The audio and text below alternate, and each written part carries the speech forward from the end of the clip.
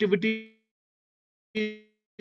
being done in this regard of the skill development at our department, so that you can have a glimpse, and the people who are have joined the workshop will get at least some idea about the activities going on at the Department of Bioresources, University of Kashmir, or what are the different avenues or different initiatives taken by the University of Kashmir regarding. So I welcome you all the participants of the workshop who had made it to the workshop today by joining through Zoom or by this live stream YouTube link.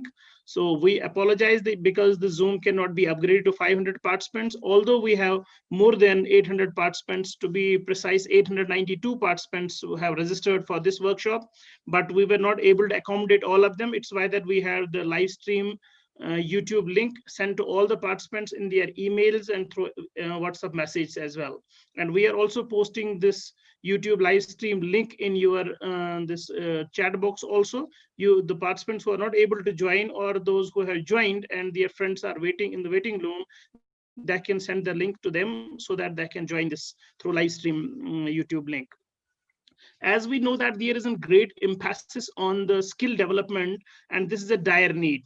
And because we know that every child is born with some or other inherent capability or inherent skill with him, we need to just identify that, we need to just focus on that, and we need to just shape on that skill and build upon that so that he can contribute to the society, to the community at large in his own way. We don't want to force the people. If somebody is not born with that particular skill, we want to push him to some other stream or other subject. That's what in the National Education Policy 2020, there is a greater emphasis on the skill development and vocational trainings.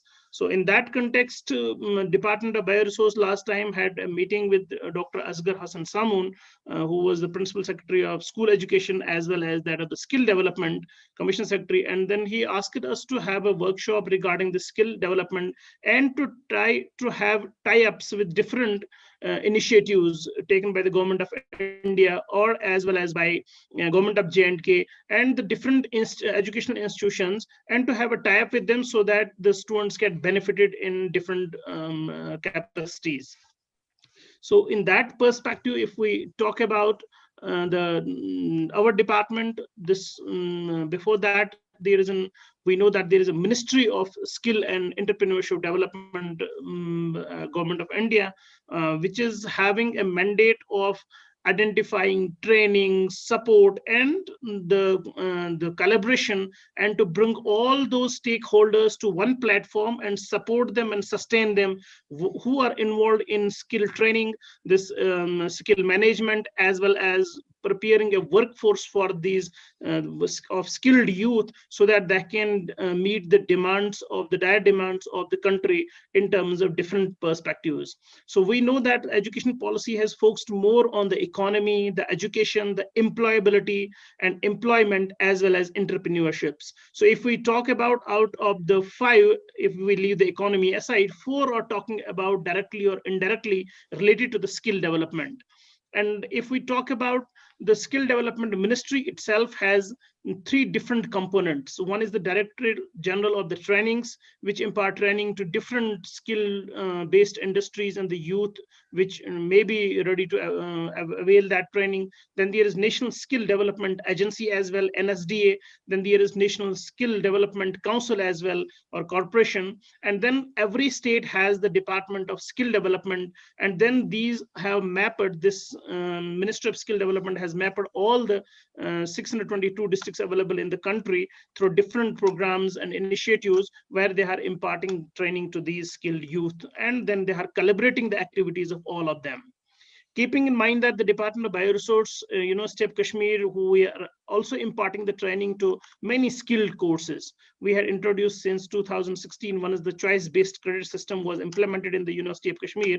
In that direction, we had taken this initiative of this one-day online workshop on skill and entrepreneurship development opportunities, which is today being organized. And we had invited the speakers, Professor Asghar Hassan Samoon. There cannot be a better person than him to talk about the skill development, because he is himself leading the charge of the skill development department, government of J&K. Then there is JKEDI, Jammu and Kashmir Entrepreneurship Development Institute, which has been given the mandate of financial assistance and trainings and collaboration of all the skill-based activities within the Jammu and Kashmir.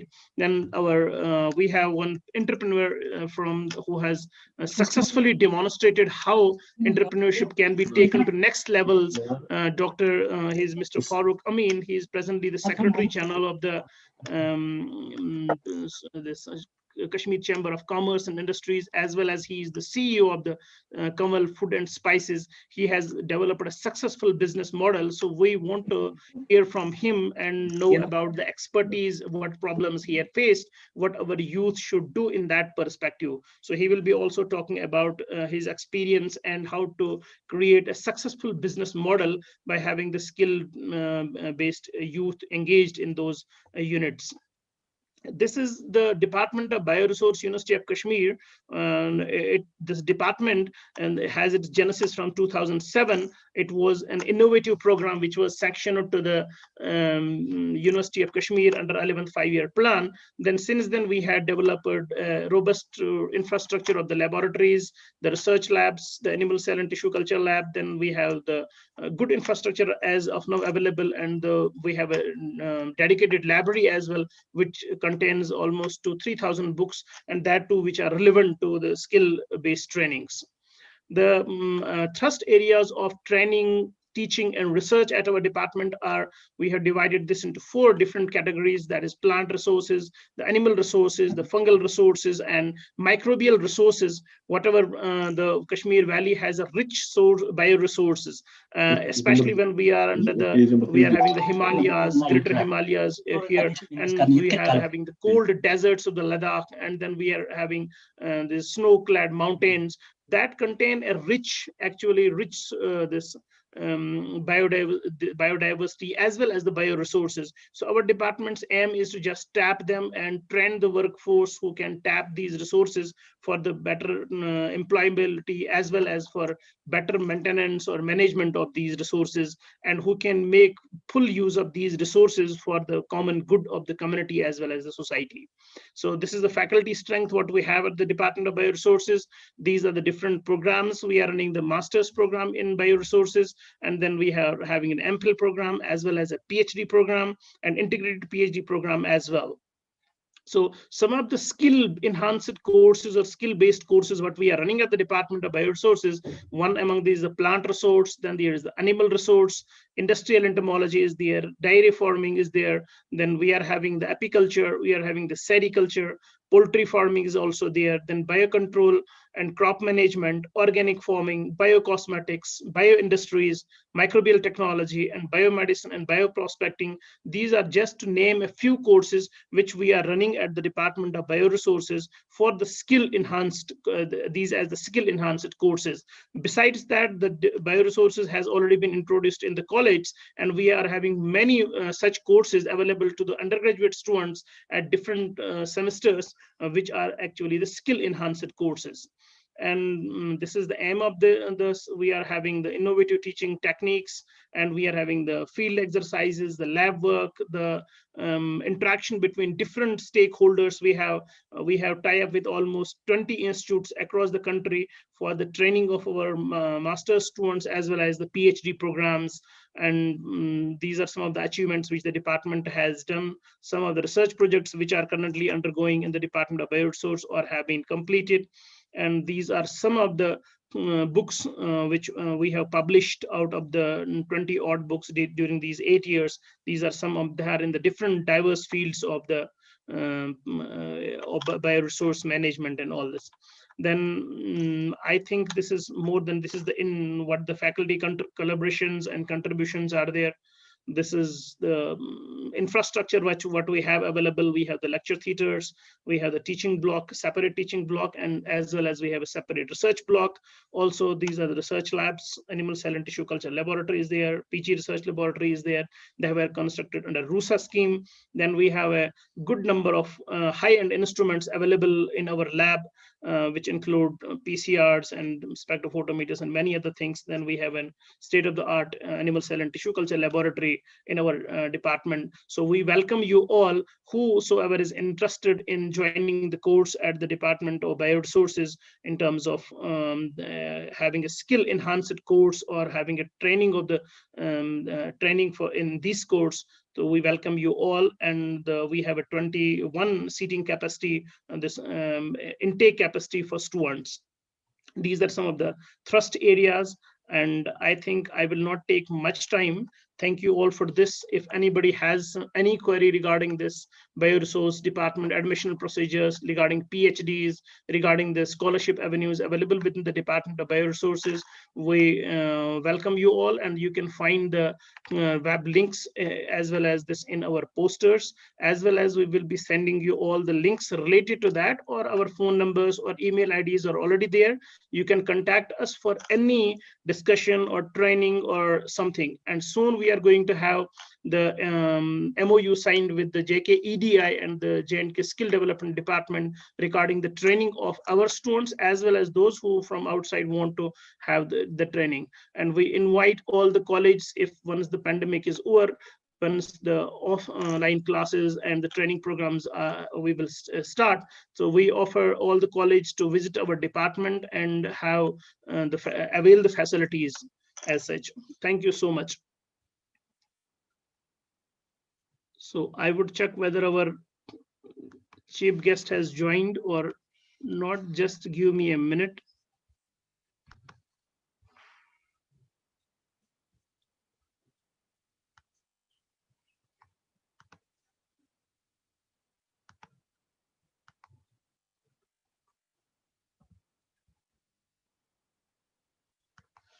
So,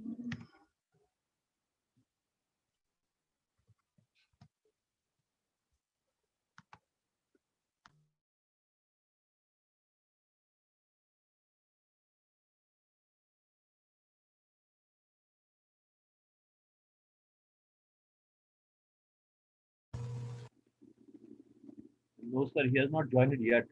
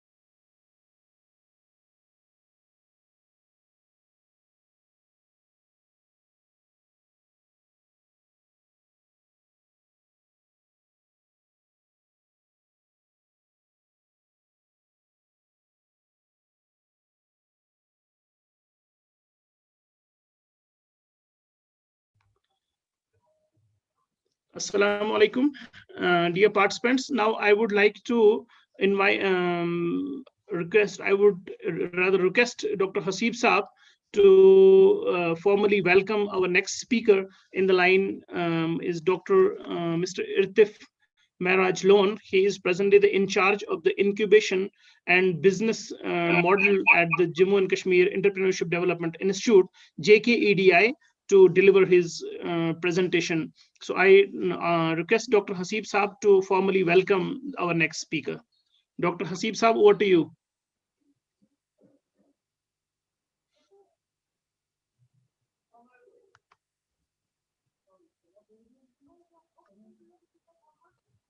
Hello, Assalamu alaikum all of you. Can you hear me? Yes, a little bit louder. Yeah, fine. Sorry, I wasn't able to join. Somehow audio was not getting connected at the end moment. So thank you, Dr. Manzoor Saab. So since we don't have right now our chief guest available here, so we will have another guest. We have Mr. Irtiz Mehraj Lone Saab here. So we will start with him because till we wait for our chief guest here, we'll start with Mr. Irtiz Lone Saab. He's Irtif Mehraj Lone Saab. So he will be presenting JKEDI currently in this workshop. So to give a brief introduction about Mr. Irtif Mehraj Lone Saab, he's currently heading the Center for Innovation, Incubation and Business Modeling, JKEDI JNK. He's actually a management graduate from University of Kashmir, who has been a proponent of bringing incubation facilities to the state. So he has more than 10 years of experience to his name and encompassing entrepreneurship development in JNK, during which he has facilitated and established more than 100 such ventures throughout the state. So at present, he is mentoring 12 startups and which are currently scaling up nationally. He is also the advisory board of various incubation centers. So with this brief introduction, I welcome and invite Mr. Irtif Mehraj Lone Saab so that he can start with his presentation over here. So IRTIF. Irtif Saab, please continue. Irtif Lone. Irtif Mehraj Lone Saab. Ji, thank you, Haseeb Saab. Okay, thank you. First of all, I'd like to congratulate the Department of Bioresources, School of Biological Sciences, University of Kashmir, for conducting such kind of an online workshop through which we can reach out to the students and tell them about various opportunities available in the market. I also have a presentation to share. So while I share my, I think Manzoor Saab's presentation is already going on. All right. Please.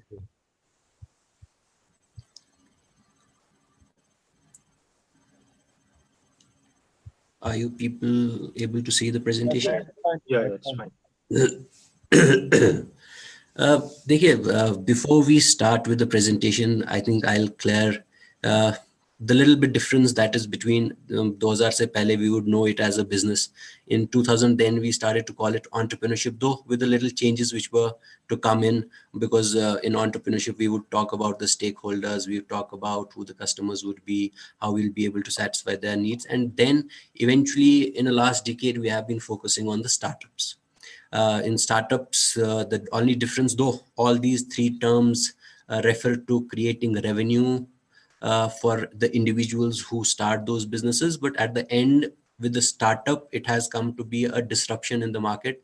जो already कोई काम चल रहा है उसमें कैसे एक disruption होके एक नया system लाया जाए ताकि business की भी improvement हो and it also becomes feasible for the customers as well. Before we start with the entrepreneurship and the startup ecosystem within J&K or nationally जो हमारा ecosystem एक बना हुआ है, I think it's important to talk about J&K as a whole, why we are talking about entrepreneurship and startup, though there's always a confusion that there are those people who take up entrepreneurship who don't find government jobs and other things. That is one of a misnomer and that is also killing for the entrepreneurship itself, because entrepreneurship should be taken as a career choice. Like you take as a child you want to become a doctor, or you want to become an engineer, or you want to become a pilot, or you want to become an administrative officer, a professor, something, and eventually one if aspires to become an entrepreneur, only then he can scale it to the levels where we think we can call him an entrepreneur. But taking into context the J&K scenario, I think unemployment is one of we are hit by unemployment. The report which was given by Center for Monitoring Indian Economy said that 16.2% of the population in J&K is unemployed. It's the second worst unemployed in the country. So who's an unemployed guy? Somebody who is willing to work. Not that anyone has cleared his master's or wants to take a sabbatical for a year or so, not that one, but somebody who's already willing to work, is capable to do something, but is not able to find a job to generate some revenue to create his own livelihood. So he's unemployed.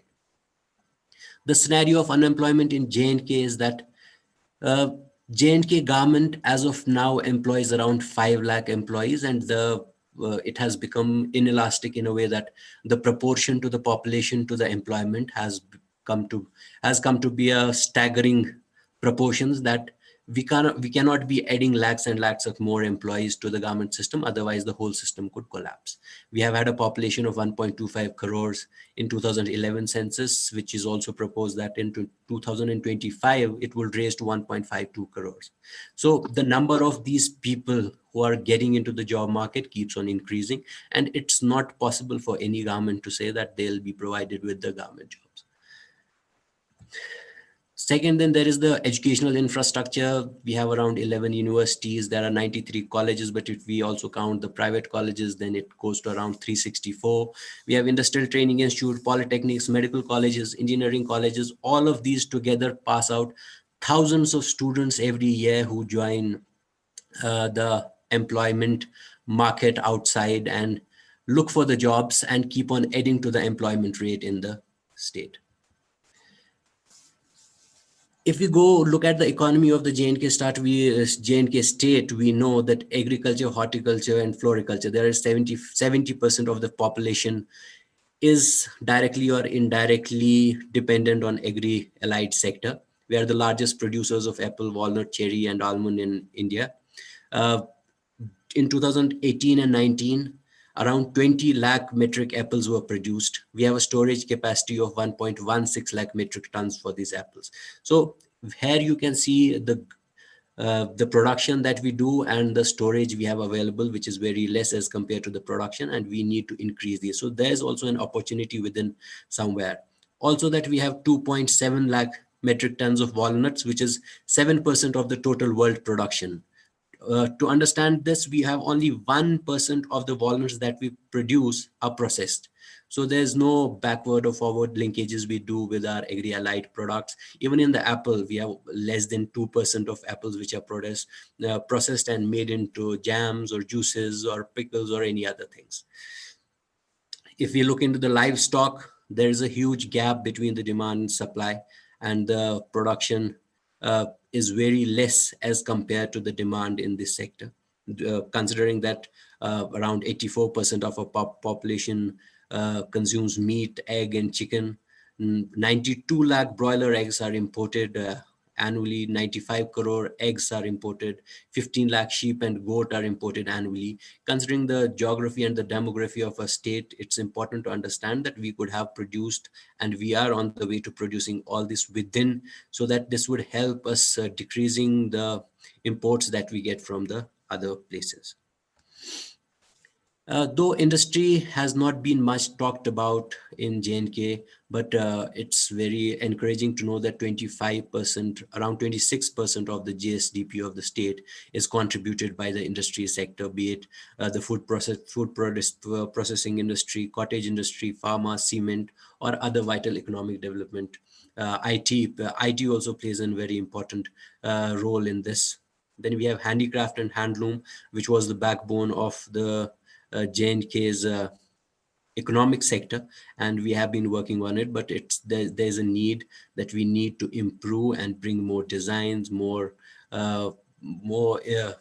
creativity into the sector, so that more and more products in handicraft and handloom product are sold. But then with the advent of the e-commerce sector, which has become the backbone of the sector, now we have been able to reach to the markets, which we have not been able to do before, and without having to go to the places.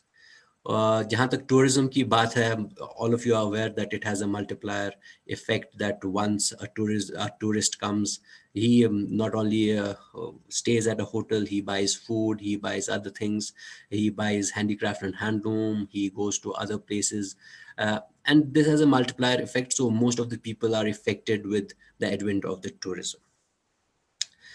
So once we look at this scenario and we understand the unemployment ratios we have in the state, then we also understand the economy of the state, and then we understand how many employees there are in the government sector, and then we think about what should be the way forward and what is the way forward for the changing times to come. So when we think about it, entrepreneurship is one of the best answers that we get, that entrepreneurship is the answer to all of these problems and can solve these problems to a greater extent. If you try to understand the word who an entrepreneur is, it's always somebody who's searching for a change, responds to it, exploits it, and finds an opportunity. There are always problems around. If you look around, there are always problems.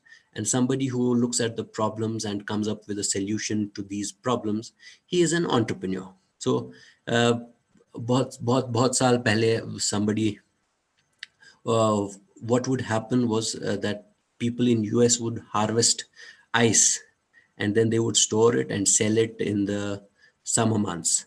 And then eventually they came up with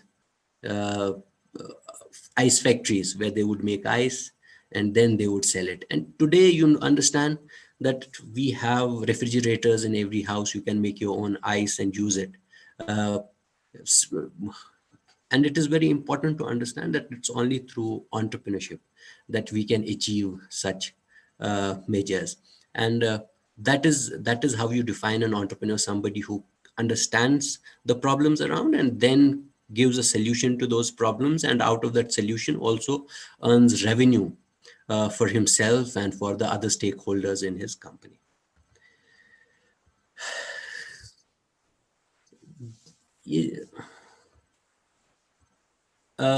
If you understand the, देखिए मैंने पहले भी I talked about this, that there are two different kind of people who join entrepreneurship. One are those who are unable to find some employment, and then they say that this is our last, this is where we can find the employment now. So they join in entrepreneurship or join in some business and say that we want to become an entrepreneur. But if you look at the anatomy of an entrepreneur, you'll see that these kind of people are the least to succeed, who think of entrepreneurship just as something. If there's nothing to, they're not able to find anything, they'll go to entrepreneurship.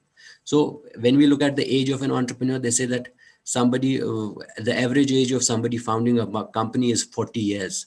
So 40 years is quite some time. And it is probably that somebody does a job and then leaves it. I'm sure almost all of you would know about the story of the Flipkart, where two young graduates from IIM Bangalore left their job at the very early stages and wanted to do something of their own. And then they started the company Flipkart. And family background, this is, not everybody has to come from a business family. He can be from a service family, anybody who has this desire to do something. And there are also serial entrepreneurs. You must have heard about that. Once they start, and ये ऐसी बात है कि शेर के मुंह खून लग जाता है, and then he continues to find for that blood. So this is the serial entrepreneur. He wants to create businesses one after another for his own experiences, as well as giving solutions to the various problems which he finds around. Education, as you must have seen, that most of the topmost entrepreneurs which you have seen around have dropped out of colleges, schools, universities. So not much, but at least some kind of an knowledge is important for it. At least people who have come through colleges and universities have more chances of advancing their enterprises than anything else. if we get on to how to start a startup, one thing is that you always have to live in the future. अगर किसी ने सोचा नहीं होता कि सब सोच रहे होते कि गाड़ियां तो हैं, we'll go to the taxi stand, book a taxi, then go somewhere we need to go. Nobody would have thought about Ola and Uber. Neither these companies would have come into the world. So we always have to see what is missing in the world. जब कोई चीज की कमी है, उस चीज को पूरा करने के लिए we need to understand कि क्या चाहिए होगा, and these things we need to do. So how does a startup, what is his journey kind of, that he understands that there's a problem, he looks for a solution for it, and then he builds that solution. He shows it to a couple of people, which we call a pilot. He does a pilot of his project and understands if maybe 100, 500, 1,000 people understand it and go on to it. Then he begins to find his team around, registers his companies, looks for funding. See, one of the important factors that we need to understand is that funding is not the most important thing in the entire ecosystem of entrepreneurship as we have known today. One of the best things if you want to become an entrepreneur is to have an idea which can be executed, and you have that will of executing the same. So if there is that, then funding, of course, you have to strive for funding, but it isn't as big a problem as finding an idea which can be executed and created into a business. So then eventually, once you launch the business, and if it starts growing, then fine, it can go ahead and you can start earning your revenue and you are successful. But if it doesn't, then you have to start again from the blackboard and see where you could make some changes. If you know that Airbnb, which is one of the largest for which we also have an OYO in India, which was launched at least 3 times before the final product was launched, because there were certain problems which were thought about as an individual or as a team. It's not possible for everybody to look into these problems and then get the solutions to them. So what you have to do is that you have to share it with the people and then go ahead with it and see and understand that if there are any problems, if there are any improvements that are to be made, and eventually you go through with the idea and see if it runs in the business world. Now we'll talk about JKEDI. What the kind of work JKEDI has been doing over past 2 decades now. We were established in around 2004 when we started the regular training activities. The basic mandate was to train these entrepreneurs so that they could find their own livelihood projects and set up those. But eventually what happened in around 5 years around, we understood that training was not the only thing which could help them. It was important that they also find some funding so that they could set up their businesses. So when we realized that there were 6,400 candidates who had trained, but there were less than 3% of them who had become entrepreneurs. Why? Because they were not able to find some financial help so that they could set up their enterprises. So in 2009, what happened? The government came up with an idea that we could have some schemes within JKEDI through which we can also financially help these candidates so that they can set up their enterprise. In 2009, we signed an MOU with the bank for the financial support to the candidates. And eventually in 2010, we launched Seed Capital Fund Scheme, one of the flagship programs of the government, under which we have trained and facilitated establishment of more than 7,000 enterprises across J&K in last 8 years. In 2011, central government also made us a state channelizing agency for NMDFC scheme, under which we were able to finance candidates whose income group was lower and qualification could have been anything above 8th. In 2012, YSLS was another scheme. Since Seed Capital Fund Scheme was launched in collaboration with J&K Bank, there were certain problems which people would raise, that there were problems with the bank and we couldn't get the finance. So government also came up with a scheme through which we were giving these funding in an off-bank mode. EDI अपनी ही तरफ से सब कुछ सारी formalities पूरी करता है and then provides loan under this scheme to the candidates who want to avail it, of course with certain guidelines and other things. In 2014, we came up with the central government scheme of Ministry of Rural Development was Himayat. Himayat, I'm sure you might be knowing about, there are two sectors to it. One is this wage employment, another is self-employment. Self-employment only JKEDI does in J&K. So what we did is we collaborated the two schemes. One was Himayat and another one was NMDFC. In Himayat, we would provide the training to these candidates, and in NMDFC, we would finance these units so that they could establish their own enterprises. And then one of the changes which came in around 2018 was the launch of the startup policy, which is kind of going to a little higher. If I sum up all this journey, what we have had, sorry, before I mention that, I also need to mention that we started our incubation centers, and then we also started a center for women entrepreneurship. We today, as on date, have two center for women entrepreneurships. One is at Srinagar near Press Enclave, and another one is in Jammu near Exhibition Ground. So with this launch of startup policy, if as I was saying, that if I want to sum up all this, what we have done is that we have been able to facilitate creation of more than 15 to 16,000 enterprises over the past 8 to 9 years. And then these enterprises have been anything from a small grocery shop to a poultry, to a dairy, to a sheep rearing, anything and everything within what we have, what kind of enterprises can be created within within J&K.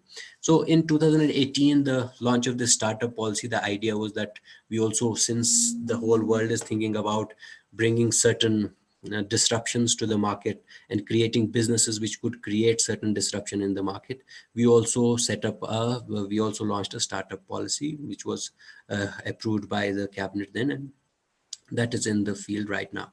So under this startup policy also, that as I have already said, that we have set up incubation centers and other things, other work, mentoring and networking for these startups is being taken up. So this is the mission, vision and values of the Entrepreneurship Development Institute that I belong to. I think this is one of the important slides that we need to understand in order to understand the challenges that we have to entrepreneurship in J&K. One is the lack of awareness. People are not aware about entrepreneurship itself, how it can bring some respite to their own economical needs. And they also need to understand the schemes the government is providing, the money that is available so that they could facilitate creation of their own enterprises. That kind of an awareness is lacking. In that way, EDI is doing some work. And we have been, as I said, we have been successful in creating more than 15 to 16,000 enterprises.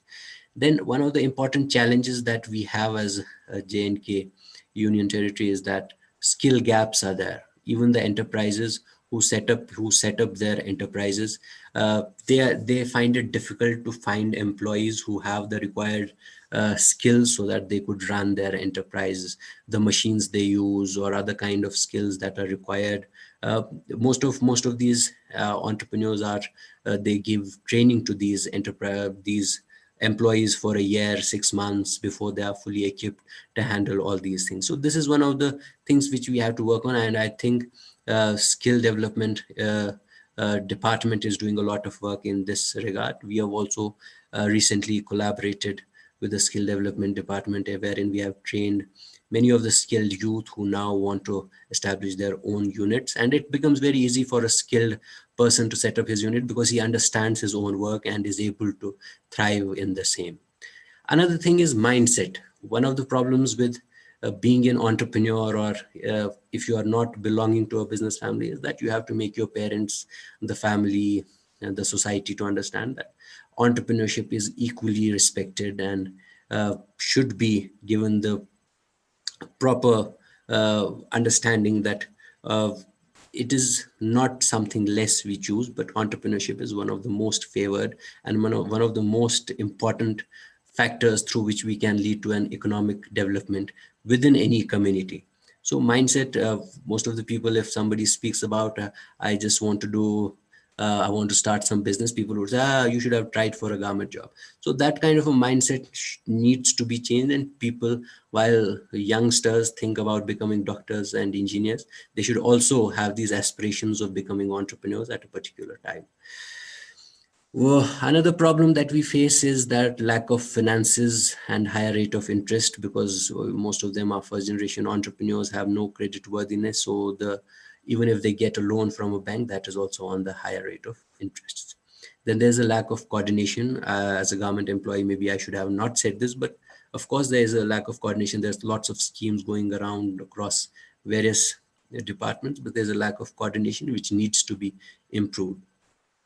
A lack of proper support and guidance is also important, which JKEDI to an extent is trying to solve and get to a point where we can counsel this anybody who comes to us in a way so that he understands what would be the best projects that he could choose from and then set up his own enterprise. So these are the services we offer. Once an entrepreneur, once somebody aspiring to become an entrepreneur comes to us, one that we do awareness, we reach out to the people in panchayats, blocks, tehsils, everywhere we have district offices in all the districts of the union territory, and people reach out to almost all the far-flung areas. But of course, there is a limit to the people we can reach out to. It's also important that somebody who's looking for entrepreneurship opportunities needs to also come forward and see where they could find some solutions. So we have district offices in across all the districts of J&K. Then we provide guidance and counseling. This helps them in understanding what would be the best projects so that they could take up that particular project and flourish in that kind of an activity which they want to do. Then there's an idea assessment. The idea is seen if there's a feasibility of establishing that idea, and then it could be actually a revenue generating thing. So that is also seen. Then we have entrepreneurship development programs in which we have a specific program which is for 10 days. Then there is 7 to 8 days during which they are licensed with the various departments who do that kind of a work. Somebody who wants to set up a dairy farm, so people from animal husbandry talk to him for over a couple of days, and then also give him an experience of how to run a dairy farm at the dairy farm itself. Then there's a DPR formulation, which is also done by the experts within JKEDI, and of course in consultation with the entrepreneur himself. Financial linkages is also done through a couple of schemes which I've already talked about, to connect them financially so that they can set up the unit. And it is a kind of a primary support they get to initiate this idea. Pre-establishment support, as I said, that they are connected to the various departments where they have some work, so that they are licensed and properly informed about all these. There's also post-establishment support. There's orientation programs that we do. Then there are specific programs for specific sectors through which we connect to the mentors and other people nationally who have some experience in the field so that we could scale up these ideas. These are the schemes and initiatives and the programs that EDI takes up. Seed Capital Fund Scheme, one of the flagship programs. Then Youth Startup Loan Scheme. Then there's the Term Loan Scheme of National Minorities Development and Finance Corporation. There's also an education loan scheme for the low income group people. There's self-employment. As I said, that we have combined the term loan scheme of NMDFC and Himayat self-employment. Under Himayat, we do the trainings, and under term loan, we provide the finances to these people. Then we have the J&K startup policy. We also have Atal Incubation Center, which we have recently established at our Pampur campus, through which we are trying to incubate people so that their ideas could be scaled up in a way so that they become business ventures across with a mandate of working across the nation. So this is the basic criteria for the schemes which we are going through now. So these things. Then there is the startup policy and the benefits. So one thing I would like to talk about the startup policy is that there's a grant of around 10 to 12 lakh rupees for product research. See, a startup, since we talk about the disruption, it is important to understand that disruption in a market cannot be done without having gone into the research and development.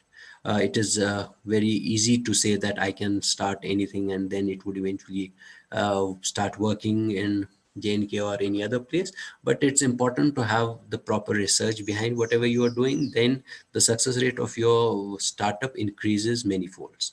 So there's a grant, the money is non-refundable and you don't have to pay it back, just in case that you are able to establish an enterprises with through. Then later on, you're also connected to the venture capitalist and angel investment. One thing which we need to understand as finance, even is that finance is not the only thing which is important for establishing these startups, but what is important is the idea. So यहाँ पर क्या होता है कि we are still mostly dependent on JNK Bank for financing, or debt he raise होता है for any kind of an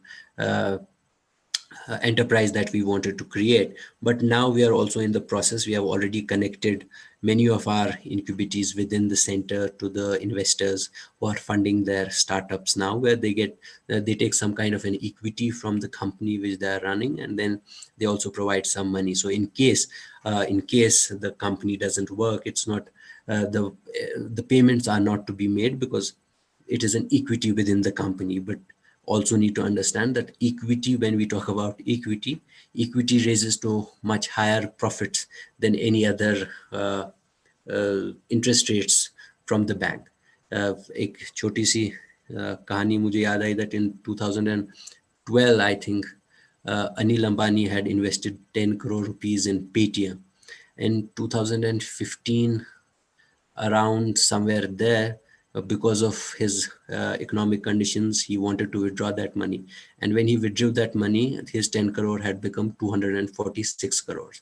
So that is the power of startups and entrepreneurship in this world. So it is to understand. That's why I say that research and development goes a long way in creating the enterprises which have the capacity to build strong enterprises and startups who can not only work within JNK but across the nation and globally as well.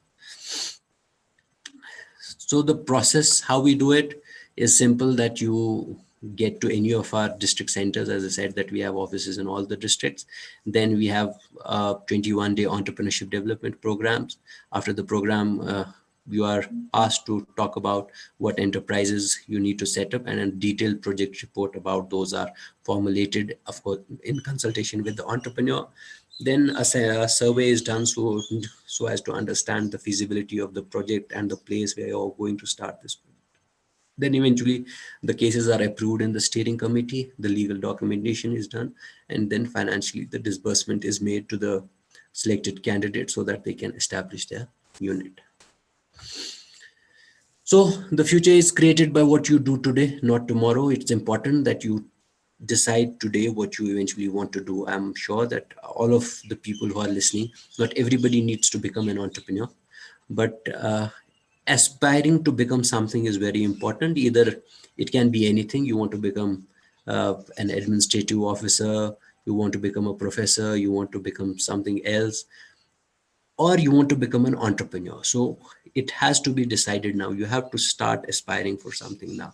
So anybody who thinks I want to get into the certain field because of some other things and not because he likes the field, I think it would be very difficult for him to survive and thrive in that kind of an atmosphere. It is important that you learn, understand, and envision yourself somewhere you like to see yourself. That would help you create a better future for yourself and, of course, for the community itself. Thank you very much. That was my presentation that I wanted to share with you. But of course, if there are any questions that you want to ask or anything, please feel free to ask. So thank you very much, Mr. Irtif Loan Saab. Thank you. It was a very nice presentation, I think, for students or those aspirants who would be looking for JKEDI and the programs associated with them. This was, to me, it was a very balanced talk. Right.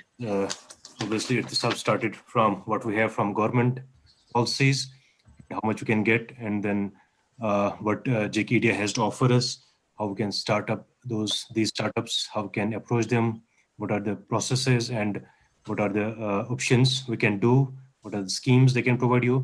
So we have all the age groups, we have different age groups they can accommodate. So if I think anyone is interested, they can go on, they can discuss further with Atif Saab or whosoever is the concerned person over there. So Right. I think there are a lot of opportunities for the current situations we have overall. We know they are not the government jobs. We cannot always look for those, but we have a lot of opportunities. As I can see here, I was not myself aware of all those things. So this was a very balanced talk. You can go and check with these people.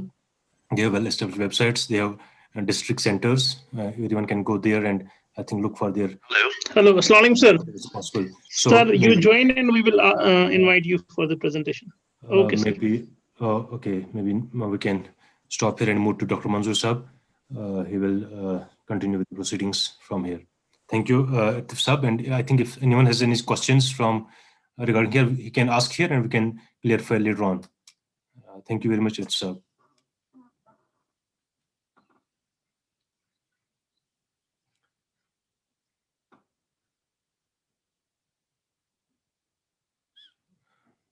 So Manzoor Saab, please continue from here. Yes, this was a nice presentation. Thank you so much, Dr. Irtif Maraj Lon Saab, for your deliberations. You had touched upon many sectors which the youth of JNK are looking for, especially the finance and assistance given being or the process of that being initiated by your institute and the various other sectors which you had talked about. So I think the youth, those who are present in this workshop, they can also take some message from here that what are the avenues, the financial assistance avenues offered by the JKEDI, as well as the different training programs being offered by the JKEDI. So which has been elaborated. We will be sharing the presentation with the participants as well as this is the live stream. It will be available in the YouTube link. So you can go there and approach. Besides, Dr. Irtif Maraj Lon Saab has given his email ID and his contact number to us also. So you can contact for any of the business ventures or startups or whatever is possible from JKEDI. We also request Dr. Irtif Saab to manage the things from this workshop. As the participants are there, they may be having some queries regarding this, regarding the startups or regarding the entrepreneurship or regarding the financial assistance being offered by in different sectors, even though by the JNK Bank, to facilitate these students and to at least reply their queries the best of what can be possible. Yes, because these are the youth who don't have the opportunities to talk to the people. They don't have the counseling and guidance cells, and you can be the best person, sir, to guide them through. If we are able to generate 10, 20 people, so that can help. So as we have already we are working on that MOU which we are working between your institution and our institution, so that it would make things easier for the students as well who want to take up entrepreneurship as their preferred career choice. It would become very easy and they could approach you, and of course you could refer them to all of them to us, so that this becomes a daily affair, so that students every now and then start coming to the institution and we start training them and building on their capacities and capabilities, so that enterprises are created and economy is generated through these students. I think that is an important thing. I think I missed within the presentation that the MOU which we are going to sign in probably next week somewhere, and I think it's an important step in taking this entire ecosystem ahead. So I now request if any participant, he can raise his hand or we can unmute. If anybody has any question which is relevant to this JKEDI or startups or entrepreneurship, so you can ask. We can ask 3-4 participants. If anybody has any questions, just can raise the hand and then we can unmute.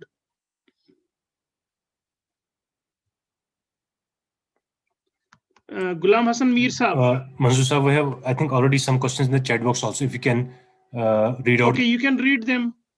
All right. I will read them. We have one question here from Sardar Ramiz. Fine. So if I am reading right. So it's, what are the observed success elements in 3% success entrepreneurs you mentioned? For Irtif Saab, this is one of the questions. I think I meant was that in 2004, when we started, we only focused on giving trainings to the people. So there were no financial assistance schemes available for these enterprises. So when we checked that 6,400 candidates were trained from 2004 to 2009, we wanted to also check the success of these people. Have we been able to convert them into entrepreneurs or not? And when we got to the field and understood that there were less than 3% people who were trained had become entrepreneurs after this training had been given to them through raising finances through banks and other financial institutions. So there were 3% people who had become entrepreneurs out of those trained people. All right.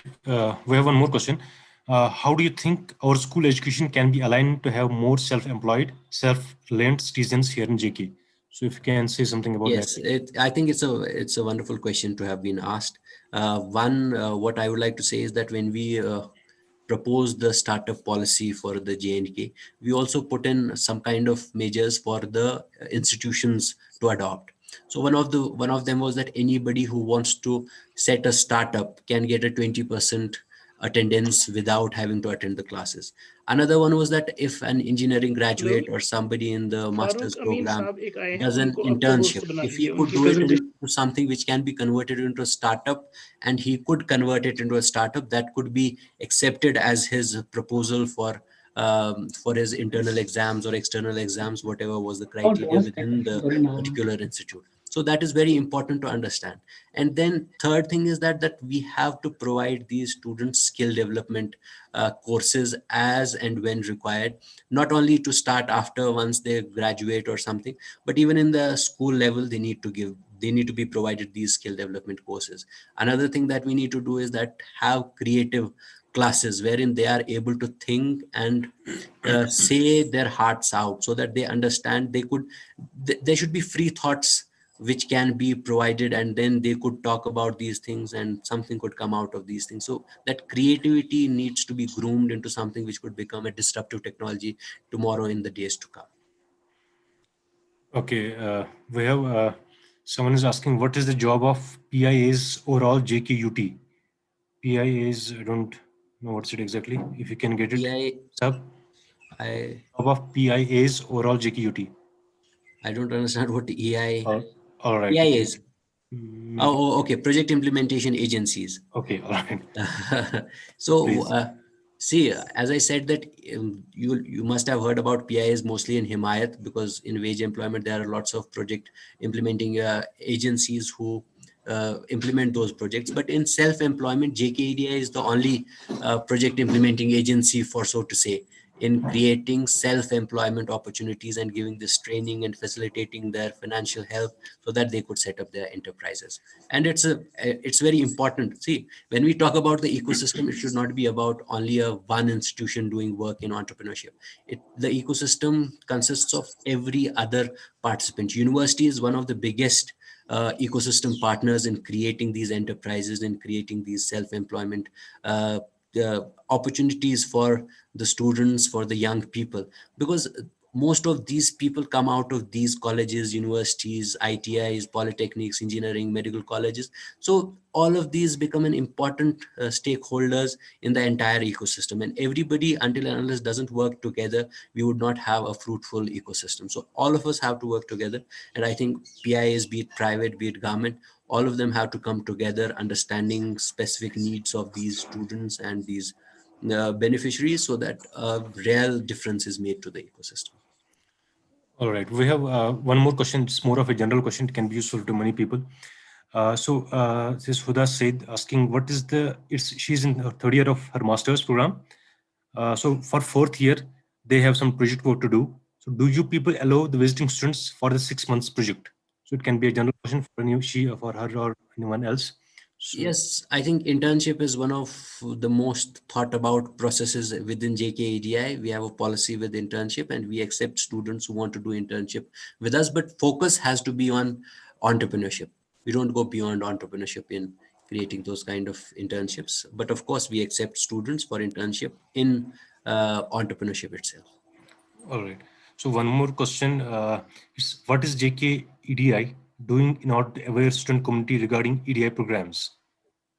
So if you have some things. See, one which I talked about the schemes is that there is a flagship program, that is seed capital fund scheme, where we have 35% seed money, which is non-refundable, and 65% comes as a bank loan. So this amounts to around 30 lakh without the beneficiary having to get even a penny out of his pocket to set up this enterprise. So 35% he gets as a grant, as a seed money from JKEDI through the government, and then 65% as a bank loan from J&K Bank, which is facilitated completely by JKEDI. So around 30 lakhs is the kind of a limit wherein you don't have to get anything out of your pocket, but you can raise it beyond that, around up to around 1 crore rupees. But then certain kind of margin money has to be shed out by the promoter himself. I think he means more of a awareness. How do you deliver awareness among the student community? We conduct various awareness programs in colleges, universities, and most of them we also go to blocks, panchayats, where we do a lot of awareness programs. So see, as I said before also, that it's not possible for 150 or 200 employees within JKDI to reach out to every nook and corner of the state. But it's also important that people who want to come in and join entrepreneurship, they understand that entrepreneurship, they can come to any of the district centers of Entrepreneurship Development Institute, and then we can do the proper counseling, guidance, and whatever is required for them to facilitate them to become enterprises and establish their enterprises. But as of now, we do awareness camps in colleges, universities, and also at the other levels, administrative levels. All right, Mansur, shall we continue with more questions, or we need to move to next speaker for now? Assalamu alaikum back. We had our next speaker, the Secretary General of the Chamber of Commerce, Jammu and Kashmir, and the Director of the Kamal Food Spices with us, Professor Farooq Amin Saab. We welcome him in this workshop. So Mr. Farooq Amin Saab did his master's degree, actually the management, MBA in marketing management from University of Lincoln in UK. He is one of the inspiring young entrepreneurs as the Valley has at present. Not only in the Valley, but across the India, he is one of the inspiring and talked about entrepreneurs who has successfully developed a beautiful business model or entrepreneurship in the state of Jammu and Kashmir. Despite all odds, we know that whatever the strikes, whatever the restrictions, the lockdowns, curfews, and so on, despite that, he has proved that we can build a successful entrepreneurship, or we can have a successful business model. And that too, it's an inspiration for all of the youth of J&K who want to go for the startups, or who want to go for these entrepreneurship business models and all this. So he will be there cannot be a better person than him to talk about the entrepreneurship and skill development in terms this especially in our Valley. So he is one of the young and inspiring entrepreneurs who has demonstrated these skills at odd levels. You talk about he has been involved in many activities in the state of Jammu and Kashmir, be it at the charitable front we had seen during these last 2 years. And I had been also watching his activities through different social media platforms, where he has been involved at the forefront of all the charitable these initiatives taken by various agencies. He is presently the CEO of the Kamal Foods and Spices Private Limited, and he is also the director of the Safa Waters Private Limited, and also he is the director of the Kamal Foods Division. Besides that, he is the member of the J&K Khadi Village Industries Board, a government of J&K enterprise, and then he is the Secretary General, Kashmir Chamber of Commerce and Industries. Besides that, not only in the professional field, he's also having a sportsmanship spirit, and in that context, he is having a good taste of sportsmanship, and he is presently the president of the District Cricket Association Anantnag, which is affiliated to Jammu and Kashmir Cricket Academy. So we welcome Mr. Farooq Amin Saab, and we are highly obliged to you. Despite your all engagements, you had agreed to be a part of this workshop and to talk about your different experiences, what you had gone through, whatever the challenge you had faced during this creating a successful business model under these circumstances, which we all Kashmiris have witnessed from time to time, especially the time when you had started your entrepreneurship. So this all has started during this period, which was actually a testing times for all of us. So there cannot be any better person than you to talk about this entrepreneurship, startups, and business models, and how the youth should take up, and what challenge and what parameters that should keep in mind before going for an enterprise and all this. So we welcome you, Mr. Farooq Amin Saab, for your deliberations. Mr. Farooq Amin Saab. Thank you very much. Am I audible? Yes, sir. Yes, you're audible. Thank you, Manzoor Saab, for introduction of me, which is beyond what I am actually. Thank you very much for that. And actually, I am like others. I was like other youngsters who were intending to come back to the valley, studying outside, come back to valley and contribute to the economy, local economy there. Probably, I mean, I was always patriotic about my place, my valley, Kashmir. I wanted to do something there. I wanted to help my fellow people there. I wanted to do different things. I wanted to venture into business. Actually, I'll tell you brief about my story, what I have done while coming to Kashmir, how I came to Kashmir, and I was studying outside. Since 10th only, I left Kashmir. It was in 98 or 97. That time, it was the testing time in Kashmir. So I left from there and I came back in 2002. Actually, I started my business journey with a family business, which was started by my father in 70s, early 70s, in 1971, probably, with the brand name Kanwal. He had that intention of developing a brand from Kashmir. That time there was no brand from Kashmir. So he had that intention of developing a brand. He started that family business. That family business was running in the cities of Kashmir Valley, like Anantnag, Srinagar, and Baramulla. When I came back in 2001, 2002, he told me, you have a responsibility for your valley. So you need to contribute in some way. You have to contribute. So what I did is I came back. I was doing my final years in UK, and I came back. I started first during this course only. I was working in Ministry of Constitutional Affairs. I had a good sort of future there as well. I was working there, and they were going to make my job permanent. And by now, I would have been a citizen of UK, but which I didn't prefer. My dad told me, no, you have gone out just to get experience, and you need to contribute to your nation. So that is how I came back here and started. When I saw this family business, it was running like other businesses in Kashmir at a very smaller level. I thought, no, if I have to do something, if I have to contribute to my society, we have to sort of engage all the youth who are aspiring to become entrepreneurs, or else they are trying to get jobs in the valley.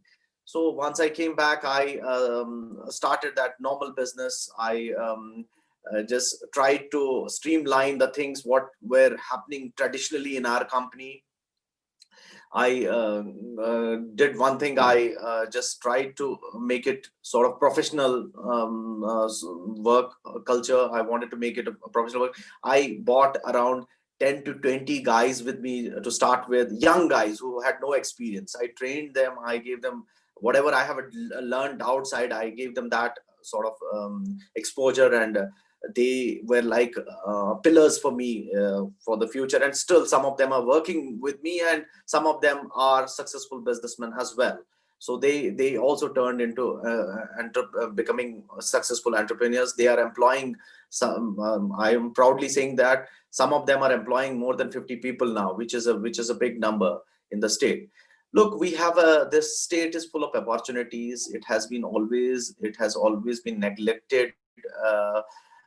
There are a lot of problems. I'm not saying that people have not tried in and invested in Kashmir. They have not tried and invested in Kashmir. They came, people who were staying here, they also invested in this because of the turmoil, because of the situation, because of the political scenario. We have always been affected. Look, everywhere in the country, there are 300 working days at least in a calendar year. But in Kashmir, it's around 150 days at the most what we get.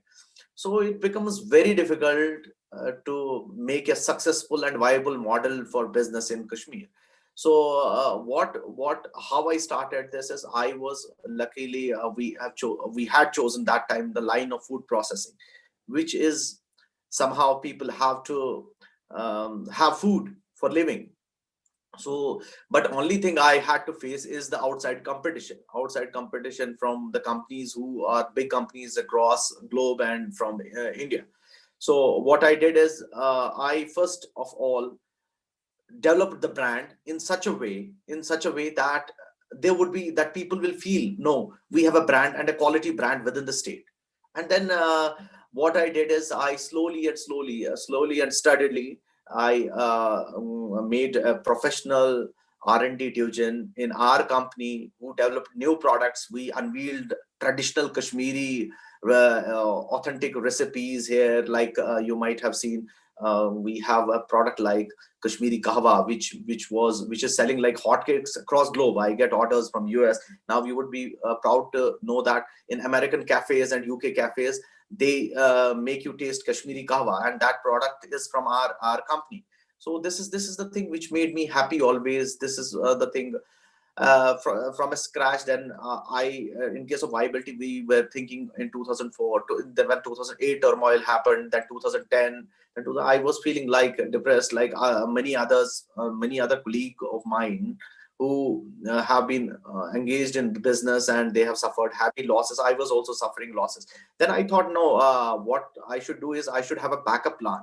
Then we had a unit earlier also in Delhi, which was manufacturing unit in Delhi, which was backing up us on the difficult times. I thought of investing something more in Kashmir Valley. I opened few more new units in Kashmir.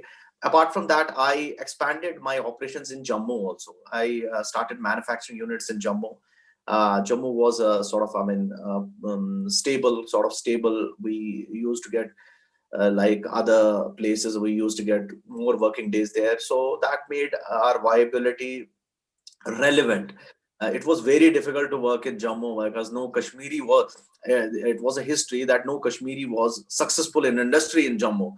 For one reason or other reason, I don't know why, but Alhamdulillah, by the grace of Almighty, I can tell you that when I came to Jammu, I started at a very smaller level. I got a sort of shed on rent, and now Alhamdulillah, I'm employing more than 1,100 people across Jammu, and the senior staff all is from here. The senior staff all is from Kashmir. I thought of just contributing to my valley, and I thought that I should bring all the senior staff from Kashmir. Apart from that, the labor force was impossible for me to get labor force from Kashmir because there would have been accommodation issues. But all the supervised level and above, they all are from Kashmir. And then what we did is I started in 2004. I started exports. We exported to UK, we exported to US, we exported to Middle East, we exported to South Africa. South Africa is one of the biggest market we have right now. So we expanded to each and every level now in South India. Our brand visibility is there now. In Delhi we are doing really well. Jammu, Ladakh, all JNK, we have around 70% of market share. So that ways, I think slowly and steadily we expanded, and we are one of the success stories, as you rightly said here. And we are gaining day by day. We are gaining the market, and now we ventured in horticulture and agriculture sector. Hello, am I audible? Hello. Yes, sir. Yes, Yes, sir, you are audible. Okay. Then we expanded in different sectors. I felt like contributing to the apple economy, horticulture and agriculture produce. We opened in 2006, no, 2008. We opened a CA store, which was the second CA store in the state by the name of Golden Apple. We got all the machineries, everything, every equipment from Italy, and I personally visited Italy 5-7 times to get that technology here. I have a partner who was himself an unemployed youth. I took him as a partner, and he, along with me, we did a lot of research in horticulture and agriculture sector. We can say in post and pre-harvesting of agriculture and horticulture, we are one of the biggest players in that sector as well. Subsequently, then we are venturing into tourism also. I can say that tourism is not a good business right now in Kashmir, because keeping in view the political scenario and the disturbances happening in the peak season. So I thought it's better. I have built the infrastructure, but not doing much in tourism as of now. But agriculture, horticulture, food processing, I expanded in a big way. Apart from that, we are venturing into education sector. I have already finalized the project for an MBA college, which would be a boarding college. We are venturing into that because I see that lot of our money is going outside. Our youth are going outside to study, and they are not getting that quality education within the state. Apart from Kashmir University and its campuses, other campuses, district campuses, we are not having a good management, nursing, engineering colleges here. That is what we should work on. I think education has a great potential in the state of Jammu and Kashmir. Apart from education, I see great potential still in food processing. Apple economy is growing day by day. I mean, it's the only positive thing what is happening to our state is that high density cultivation of this apple trees is happening on ground, and that's increasing our productivity. Apart from that, post harvesting technology, we have still potential for around 5 lakh metric tons of CA facility. If we get that, we will have a good business on ground. I mean, we produce around, at present, we produce 22 lakh metric tons of apples in the Kashmir, which is biggest in across country, and I think world we are second or third, apart from Italy and California. I think Chile. We are third biggest in the world. So I think this horticulture. Apart from that, value additions in horticulture, like making apple jams, apple chips, not apple only, pears, cherries. We have tremendous potential in agriculture and horticulture sector. We can grow leaps and bounds in that. I see a lot of potential in that. I think young aspiring entrepreneurs should work in that. They should go. But this is a sort of business which guaranteed for that market is available. So those things, I think they should concentrate on these things. Apart from that, education sector, I think youth should venture into education sector. Education has a great potential here in Jammu and Kashmir. Apart from that, we have tremendous brains in IT here, information technology. If we make it our Kashmir as an IT hub also, it can boost our economy. Apart from that, we have power sector here. Power sector is this capital intensive, but if it happens, it can give a big boom to the economy. Another sector which I have eye on is health sector. Health sector, lot of patients. You yourself might be knowing that a lot of patients from here go outside and spend their money and time and inconvenience outside. So health sector is another sector wherein we can venture in, wherein our youth can think about venturing into. Let it start from a very smaller level, say even 50 bedded hospital, manufacturing equipments, medical equipments. Those could be a good business also in Kashmir. Handicrafts is another sector which has always contributed and been backbone of our economy. I think new artists, these youngsters are coming up with the new designs, new technologies in handicrafts, which is again a very good thing. I think if we venture into that and make a Kashmir specific labeled handicrafts items and branded across globe, I think it's the thing for future also. So these kind of sectors, I think I feel that if youth venture into these kind of sectors, I think it would be great for our economy. And apart from that, I personally am there to help anyone who needs guidance on starting new businesses, or if he is intending. I mean, I go personally whenever I go outside, I see some whatever talented youth I see, I encourage them to come back to Kashmir. I mean, it had proved wrong since past 2 years, whatever has happened on ground. So people are feeling discouraged. No, we won't get anything. But wherever there are high risks, there are high gains as well. If we do it carefully, if we plan our projects properly, as per modify our projects as per the situation, as per the circumstances in Kashmir, I'm sure that we would be successful and our business will run in a very, very good way, and we can contribute and we can boost our economy. With that, I would like to hear from you. If you have any questions, I'm there to help you. In the meantime, I'm telling you, 24th, we are organizing a workshop. I will send an invitation to Dr. Mansoor, who can put it to the students. If they are in Cost K, we are arranging a sort of seminar on this. They have started this Atmanirbhar Bharat some scheme. We would be grooming youth, young entrepreneurs who are intending to start small businesses worth 20 lakhs, 30 lakhs, 40 lakhs. We would do their hand holding and we would counsel them. We would tell them whatever interest they have. We would give them right direction to start the new business. Way forward for Kashmir is we have to boost our economy. We have to contribute to our economy rather than asking people from outside to come to Kashmir and invest here.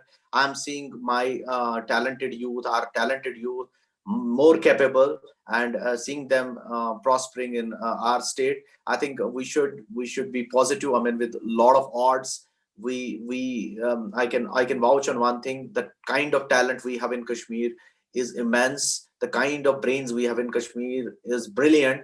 So if we nurture them properly, I think we can be a successful economy, which could be a role model for world, if not for the country only. It would be definitely, I'm seeing a bright future for Kashmir, seeing the youth, kind of talented youth we have.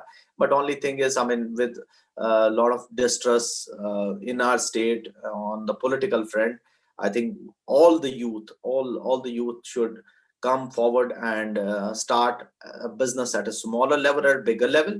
But I think they should start. Time has come that when our own people have to come collectively or individually or collectively and contribute to the economy and be positive and not let others talk negative about us. Say to have some positive things also from our state. Thank you. I'd like to hear if anyone has questions. That was it. I mean, Hasib Saab, if there are some questions in the chat box, you can raise them. And if somebody wants to ask a question, Sardar Ramiz Saab wants to have a question. Yes, you can unmute yourself and ask the question.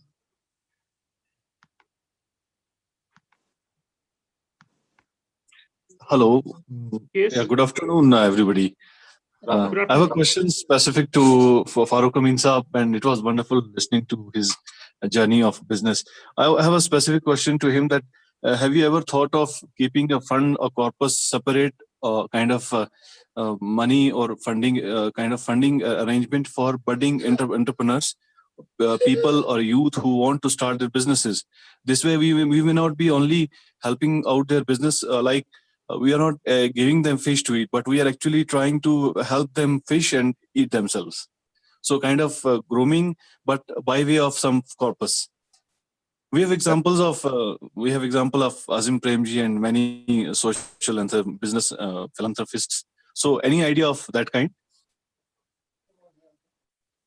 Sardar Rami Saab, thank you for your question. I really appreciate your question.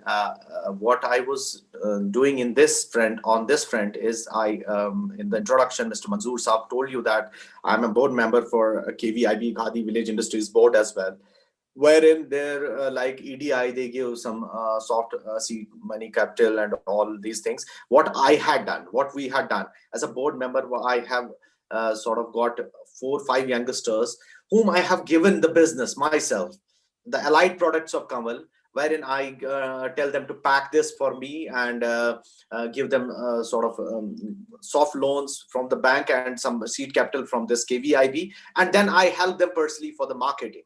Then I help them personally for the marketing, and those products are selling in the market. Okay. So we are already doing that. There are 2-3 successful models already. KVIB normally were not having the successful models on ground.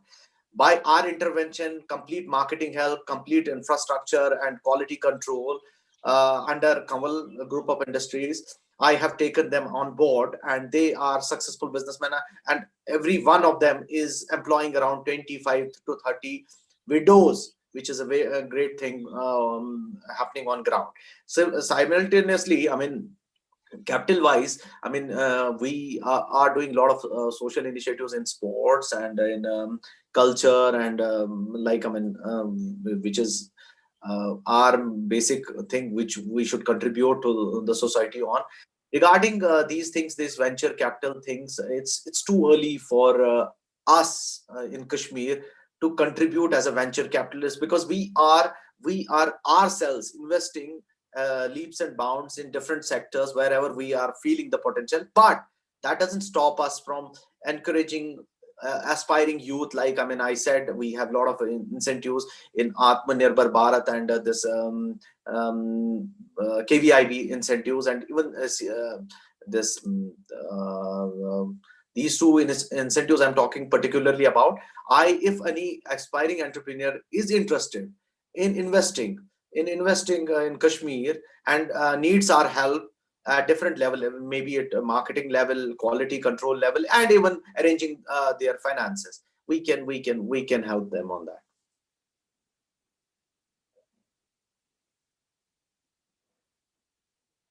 Any other question? Hasib Saab?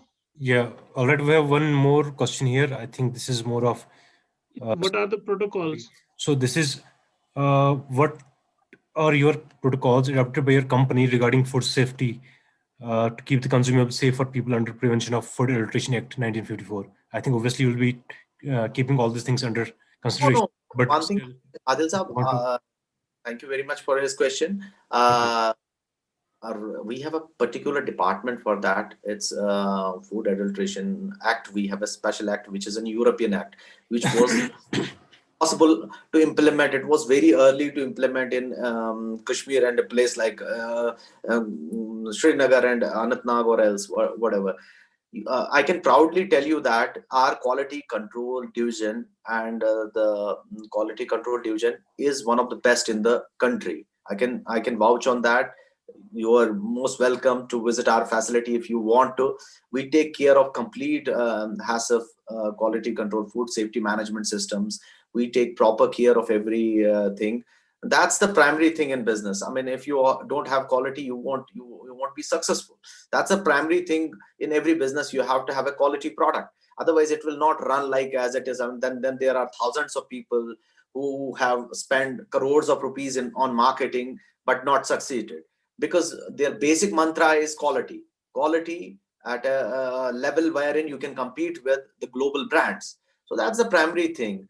I see this as the basic thing in every business. So like me, every other person should do that. They should concentrate on quality first before concentrating on quantity.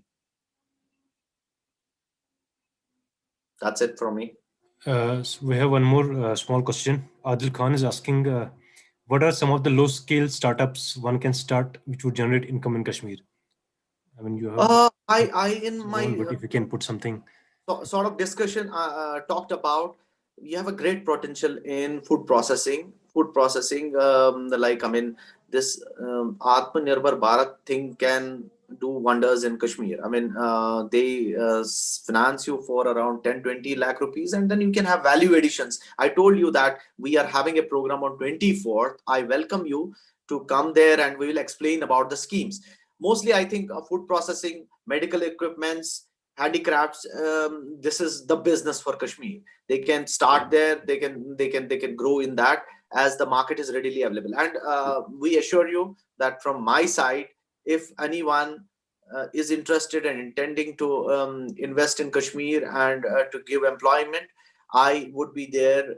I would be there shoulder to shoulder with him, and I would support him in each and every process, starting from setting up the plant to the marketing. That's our assurance. Okay, Shakir Majid Bhatt is asking that he needs to set up new business, but he needs your ideas, support, and help. I don't know what sort of help. He's most welcome. He's most welcome. I'm telling you, I'll forward you the invitation. I will have a detailed program for 1 day, wherever they need. I mean, I would guide them like anything. I mean, but the thing is, I have to see them. I have to see their interests first. Before seeing the interest of it, if I say, tell him to do something in education, but he's not interested in education, I tell him something to do in IT. So we have to sit for that. I'm open for 24th. I would send you the invitation. You can circulate it, and I assure you, I will be there. I will help you. And that's a good thing. That will be anyone else who would like to join. He or she can join in this initiative from Dr. Amin, so from Farooq Amin Saab. Okay, thank you very much. Okay. Manju sir will continue from here. Okay, thank you, Farooq Amin Saab, sir. This was really an inspiring and wonderful talk. And hope the participants have benefited from this, and they had their questions were there was no room for questions even when we had gone through your this discussion and deliberation. It was self-explanatory that what needs to be done, and in addition to that, you had already invited all of the participants to the event on 24th, which is in the part of the Atmanirbhar India, which is to be organized at the SCOST. Secretary, Agriculture and Horticulture, Food Processing. He will also be present there. It would be in University of this Agriculture University of Kashmir. So it's a great opportunity. Then what I will do is I will link in all the funding agencies also there. I will try to bring them also, so that these guys would get single window clearances of everything. So I think it's a great opportunity. I have been fighting for that since long time, and finally I have managed to bring all of them under one roof, and inshallah I think our youth will get benefited out of that, and apart from that, then I can guide them on marketing front in there. Okay, that will be so nice of you, sir. I have a small query. For example, if there are some people who are working in the field of skill development, who are having some training courses, so can there be some sort of initiative between the University of Kashmir and your food processing units that they can have to in order to have a hands-on practice to visit those facilities? Let me tell you, that is already there. I am every year, I am around 50 to 100 students visit my unit. They get training from there. That's already there. That I'm doing since last 7-8 years. I'm doing that. I have a lot of youngsters have submitted the projects on our company. So all these things are simultaneous. That goes without saying. I'm there for that. That's not a problem. Okay, thank you.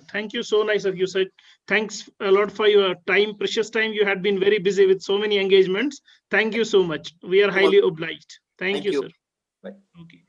Now I would like to invite, because in continuation to this workshop, I would like to request Bashir Saab, Dr. Bashir Ahmad Lon, to formally welcome Dr. Ghulam Hassan Lon, who is a professor, and he is presently the director of the lifelong learning at the University of Kashmir. He has been associated with the skill development programs and the initiatives which have been taken by the University of Kashmir, and at different fronts. So I would like to request Dr. Bashir Ahmad Lon Saab to formally welcome Dr. Ghulam Hassan Mir Saab, to invite him for his talk. Dr. Bashir. Manju, am I audible? Yes, you are audible. Your video is off. Okay. Good afternoon and assalamu alaikum to all of you to this workshop that the ownership development of youth and we hope that we had a very good present of entrepreneurship development, the finance and the other things, and the another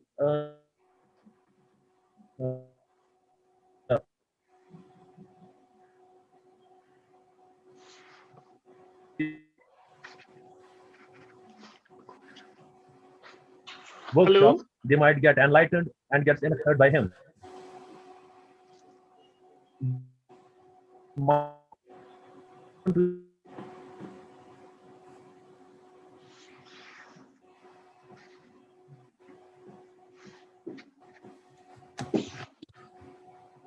Bashir Saab?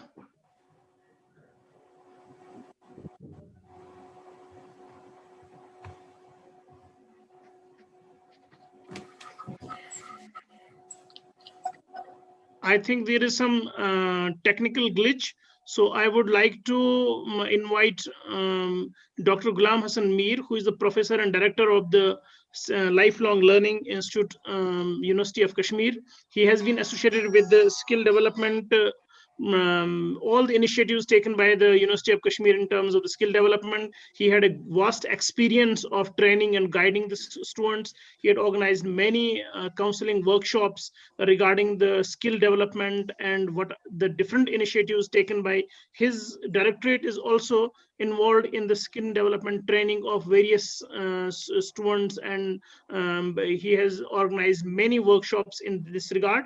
So there would not have been a better person to talk about the skill development initiatives and entrepreneurship development rather than Dr. Ghulam Hassan Mir from our university. So we had invited him. So I formally invite Dr. Ghulam Hassan Mir Saab for his deliberations. Professor Ghulam Hassan Mir, Director Lifelong Learning, University of Kashmir. Thank you very Please, much. for your... Thank you very much. Honorable Vice Chancellor, Professor Talat Ahmed, respected Dr. Asghar Hassan Samu, Principal Secretary, Skill Development Department, Union Territory, J&K, Mr. G.M. Dar, Director, EDI, J&K, Registrar, University of Kashmir, Dr. Nisar Ahmed Mir, and my dear friend, Dr. Manzoor Ahmed Mir, and his energetic team, participants, ladies and gentlemen, Assalamu alaikum. It is my proud privilege to have been asked to make my presentation on the initiatives of Directorate of Lifelong Learning, which it has been making over the years for the empowerment of weaker sections of the society, for intelligence acceleration, professional acceleration of youth, both male and female, and improvement in quality of life of the people in Kashmir. Sir, this is a department with unique and different mandate, different than that of the traditional education departments. This has a direct link with the community. This has a direct link with the society. This has a direct link with the people. This believes in dialogue. This believes in interaction. This believes to work out things with the people, common man. This believes in utilizing their wisdom for implementation of various schemes and programs at grassroots level. University as such cannot, so far as the thinking of higher education system is concerned, cannot remain a closed circuit, unconcerned with the problems of the people. That is why the Directorate of Lifelong Learning has carried out plethora programs in the nook and corner of the valley in terms of individual interest promotion programs, health and wellness programs, capacity building programs, awareness generation programs, and so forth and so on, for improvement the standards of living of the people. We have been to different areas in South Kashmir, in Central Kashmir, in North Kashmir, as well as to the Gurez with various programs.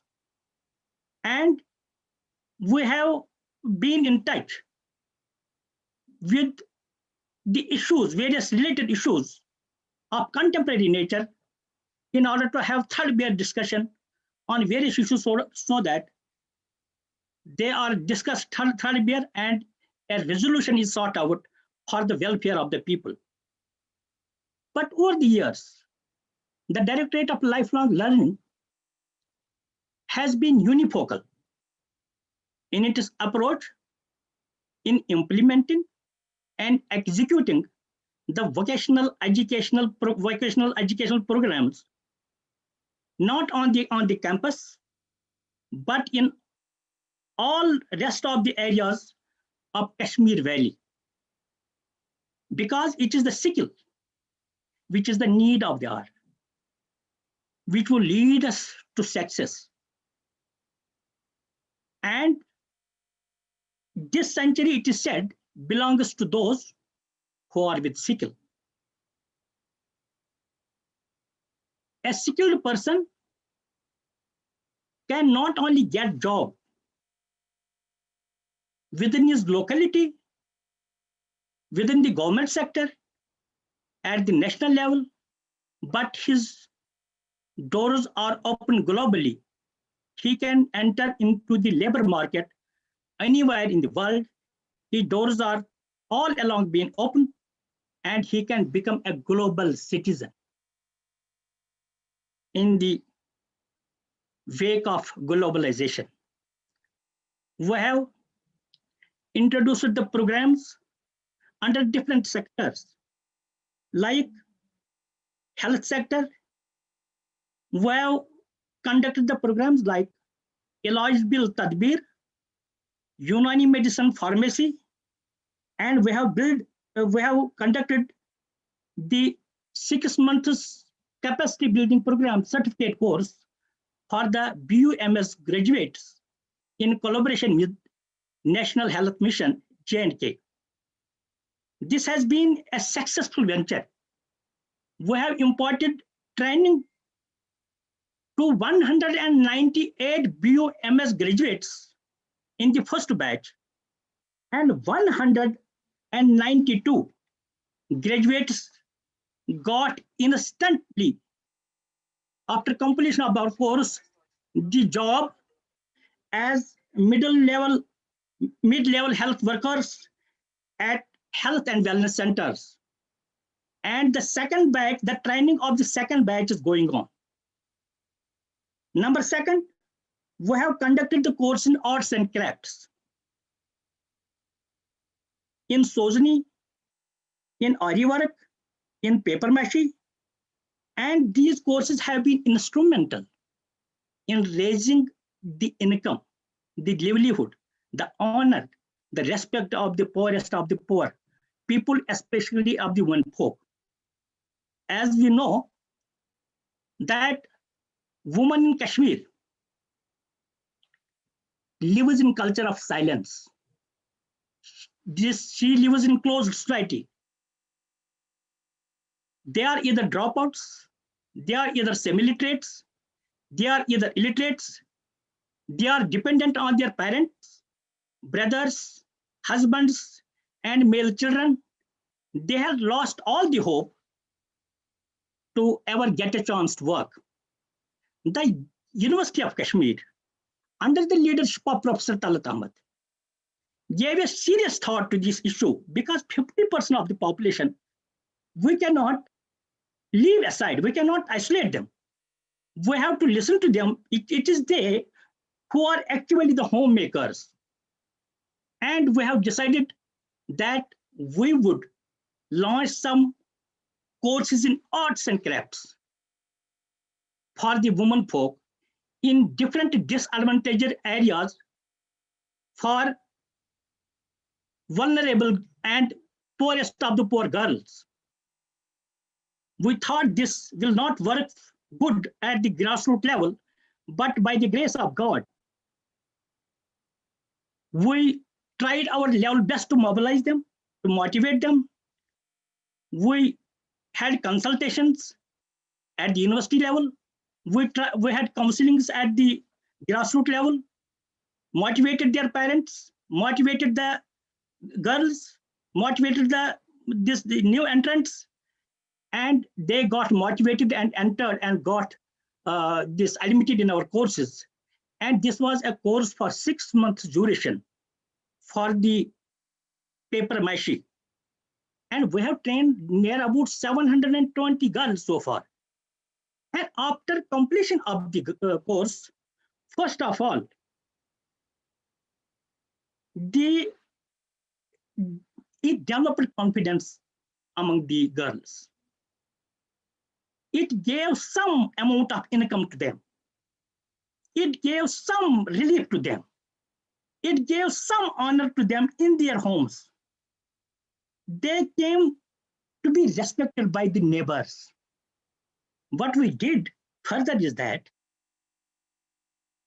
we got them registered with the Directorate of Handicapped, J&K government, and some of them formed self-help groups, and some of them are linked to J&K Bank. What we are further doing for them is that we are tying up a program with NABARD to have a production center for these pass-out trainees, so that company, that production center will be directly in the name of the trainees, the workers, the artisans who have worked with the University of Kashmir so far. And this is, I think, this has given not only solace to them, but has improved the quality of life of those girls who have undergone training under Directorate of Lifelong Learning, University of Kashmir. And the course was being run in a collaborative venture between Directorate of Lifelong Learning, University of Kashmir, and the National Council for Promotion of Urdu Language, New Delhi. We have conducted so many courses in IT sector, basic computer and internet, AutoCAD, 2D, 3D, web designing, Tally ERP9, and so many other courses. These courses are open for both male and female, and each and every course is open for male and female. And media and entertainment, we have conducted the courses like non-linear editing, basics in photography, basics in videography, graphic designing, sound editing, public relations, and in service and construction sector, we have conducted the courses in basic electrician, industrial electrician, basic in plumbing and fitting, mobile repairing, and we have conducted the courses in textile and design technology, fashion designing, dress fashion technology, basic course in cutting and tailoring. And so far as we have conducted the course of under media and entertainment graphic design for 30 students. All the 30 students have got job, and very reasonable and respectable job in national and international print media houses, leading print media houses. All the 30 have got job, and this is the outcome of our courses. So far as the courses in construction and service sector are concerned, maximally our people have got either employed or have become not the job seekers, they are become job creators, they have become job creators. There are so many examples before us where our trainees are being surrounded with the people who are with MAs and MScs, who are earning by virtue of the training that we have imparted the main person, and he is the source of income. He is the source of respect. He is the source of honor to all others to whom he have accommodated for the work he is going for himself. For example, electrician course is concerned. In plumbing and other sectors, there are some cases who have got job abroad. And as and when we get a chance to meet any of them, they are thrilled with joy. They are thrilled with joy and happiness. Therefore, their courses, and we are likely to introduce some more courses now onwards under the ROSA. We are having a new scheme, advanced scheme, nationally and internationally linked scheme.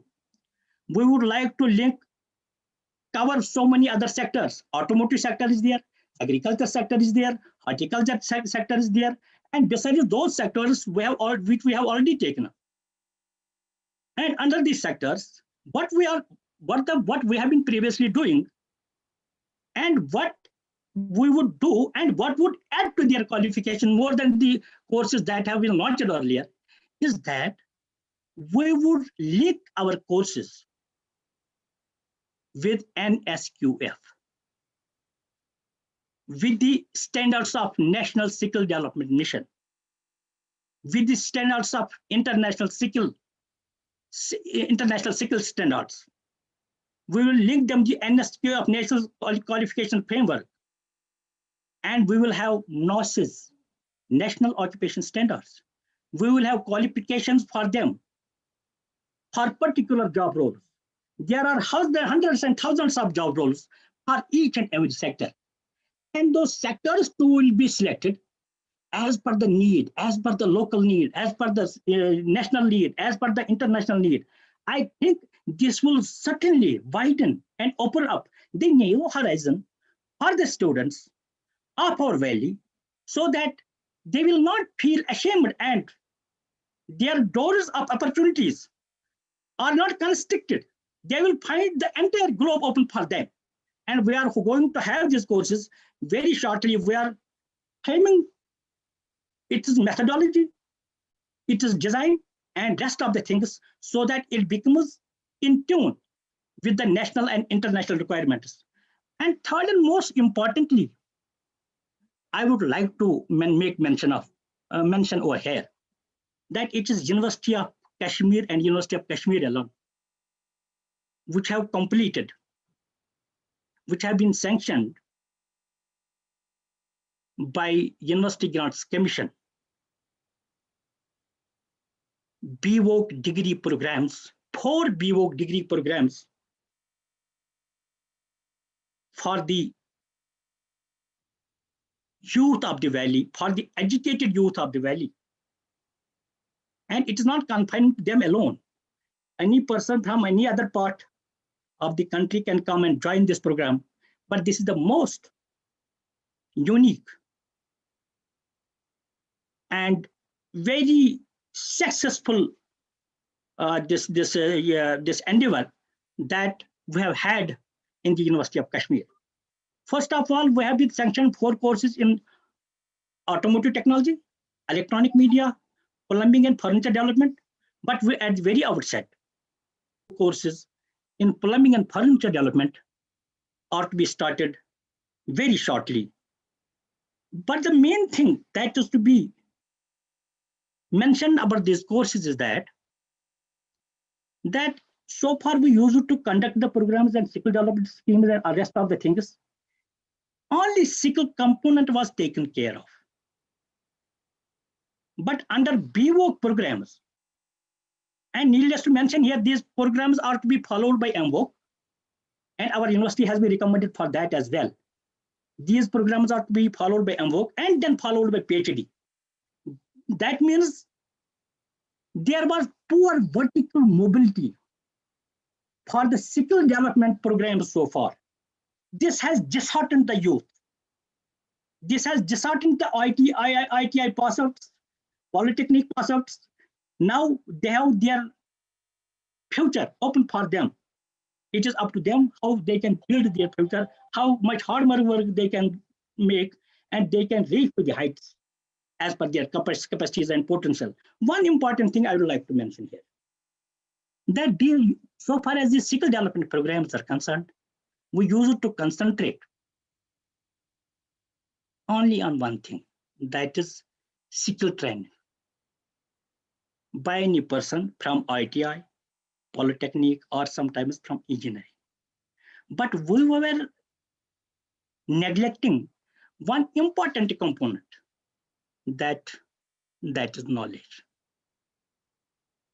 There are the chances of upward mobility, vertical mobility, horizontal mobility, only when there is close alignment and link between knowledge and skill. And this is what we have introduced in the BIORESOURCES degree programs in our university. We are getting experts in both, who are having core competencies, who are having skill competencies, who are having professional competencies to impart. We are having brainstorming sessions for them. We have full-fledged lab. We have first of all developed infrastructure and then advertised the admission. And I think those students are really blessed and happy. And this venture got successfully moved ahead under the leadership of, by the Directorate of Lifelong Learning, under the dynamic leadership of Professor Talat Ahmed, the worthy Vice Chancellor, University of Kashmir. Sir, leaving this thing aside, I would like to highlight that it is a well-known fact, established fact, that we have demographic advantage. That is, we have huge working age population. This is considered to be the youngest country of the world. But on the one hand, we are having huge number of the graduates pass outs from the colleges. And we have simultaneously huge number of the dropouts at the school level from 5th, 8th, 10th, 12th. They are joining the job market. They are joining the labor force. They are joining the labor market. But they don't get that much which would make their standard of living honorable, dignified, qualitative, and whatnot.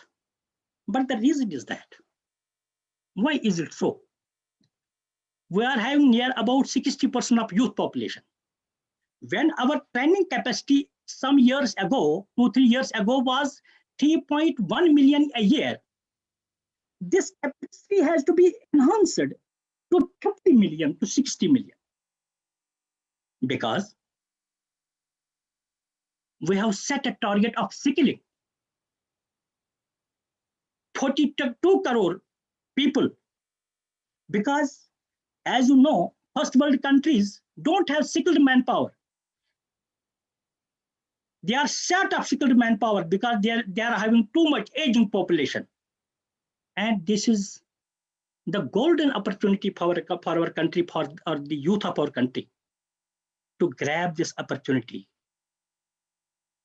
to exploit this opportunity, to take advantage of this opportunity.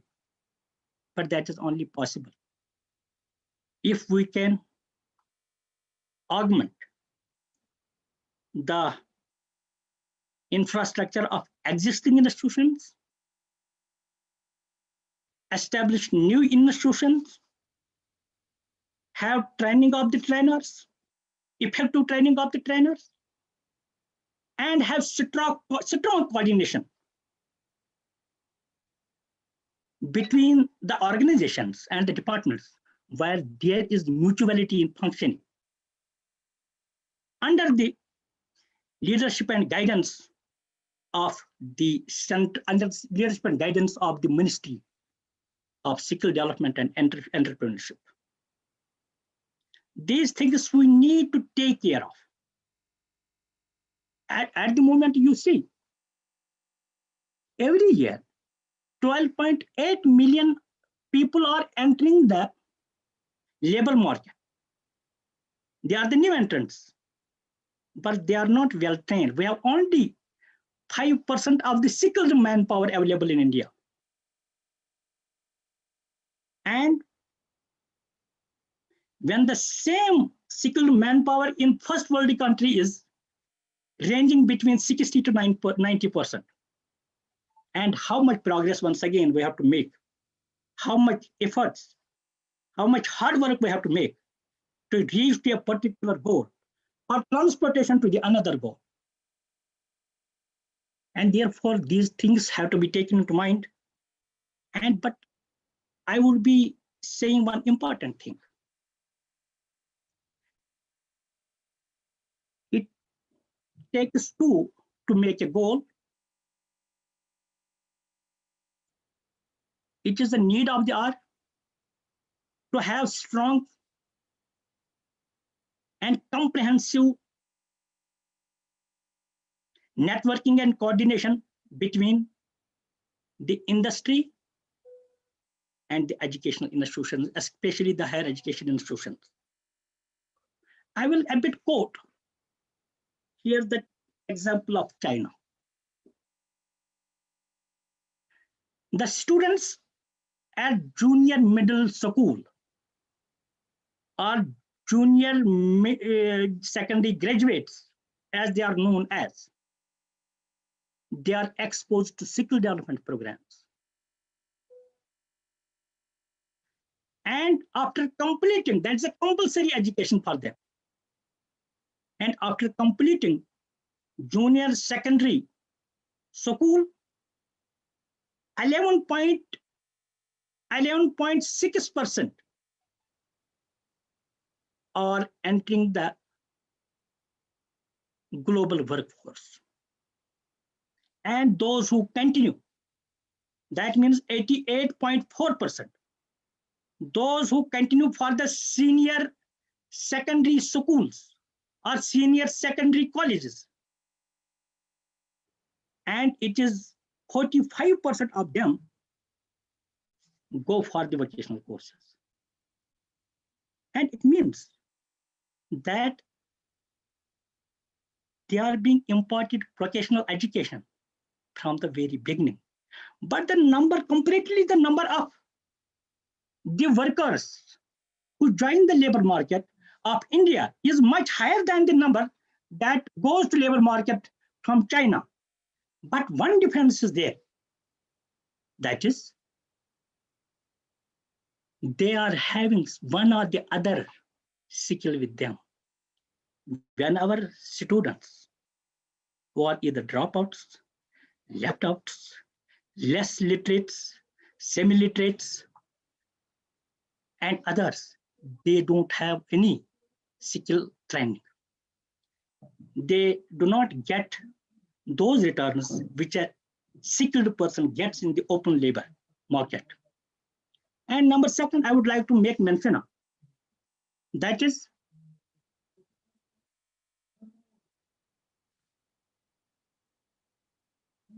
so far in 2012, I have read a book. There were 500,000 technical institutes in China. And before starting a particular training program for a 3 or 4 years of duration, as per the requirement of a particular trade, the teachers, the instructors, the trainers used to go to the concerned industry, have a training of particular trade for a particular period of time and come back, join as teachers, as instructors, as trainers. Number second, that course, that training course in a particular trade was constantly modified by that concerned industry, so that there does not remain any loophole in the training program. And what additionally they were doing, on-the-job training, field trips, internships, that was the main component, adjunct of these training programs. And that is what has made them the manufacturing hub of the world. If we really want to become the skill capital of the world, we have to think much beyond, far ahead, much beyond the visual range. We have to make it on the missionary mode. And we have to activate the industry in real sense of term, which they are not doing, which so far as their results are concerned. Our industrial sector, you see, they are more, no doubt. Our graduates have loopholes. Our industry is disappointed with the graduates that the university is churning out, that the higher education is churning out. But we too are disappointed with the industry. They too have not come forward with the social and human heart. They too are not taking the programs and the training so serious. There should be a proper MOU, and both of them, either the educational institution or the industry, should be equal in race. उनको आगे आने के लिए बहुत मेहनत से काम करना है और इसको पहल करनी है. मुझे लगता है इंडस्ट्री को पहल करने में बहुत आगे आना चाहिए बनिस्बत की एजुकेशन इंस्टीट्यूशंस, क्योंकि in the long run it is the industry, and after the industry it is the community, it is the people. If we want to build the economy of the nation, of the state, of the people, improve the standard of living of the people, it is a must for us. It is a must for us to have a very strong relationship with the industry, between the industry and the education institutions, because one important thing I would lastly try to make mention of, that in industries,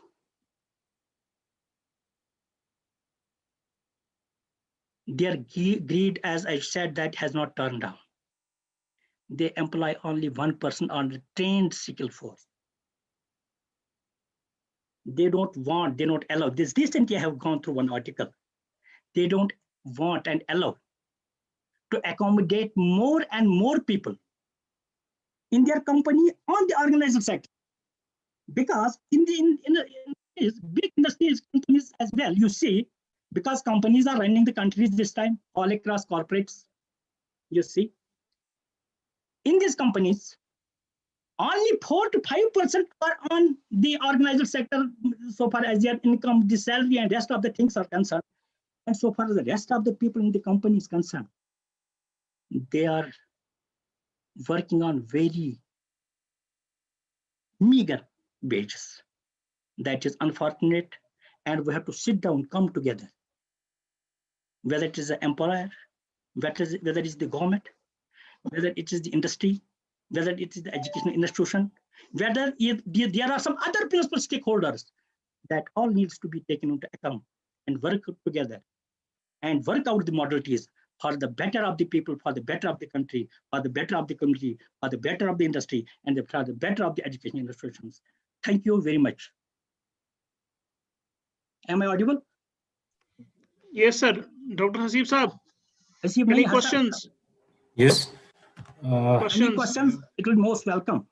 Yeah, we have a couple of questions. Yes, sir. Yes, sir.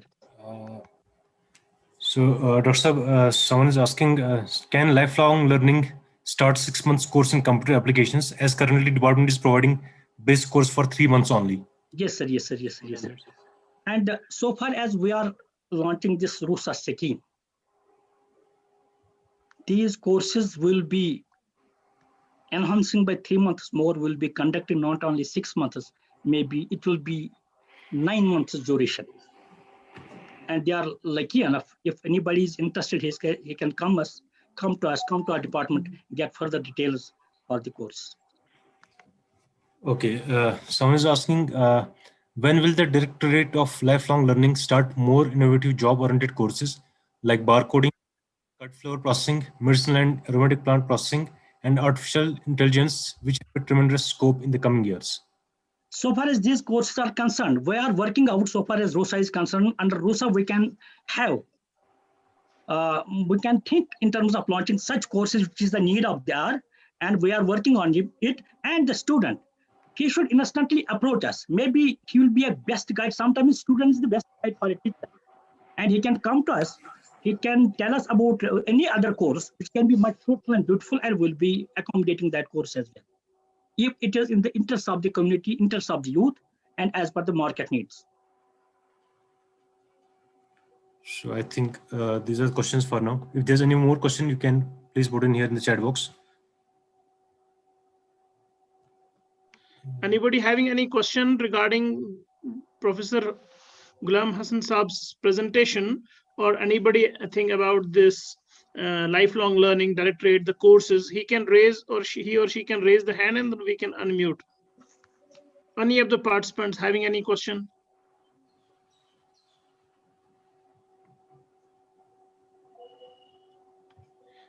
I think this was a self-explanatory talk, so we don't need to have, we are not having many questions regarding this, because sir had elaborated in such a nice way that it was self-explanatory. The courses, what the Kashmir University is offering, the job orientation of them, and plus the why we need to double, not only double, but quadruplate our skill force across the country. This is a mandate of the new Ministry of Skill Development, and sir has been at the forefront at the University of Kashmir in creating those job-oriented courses.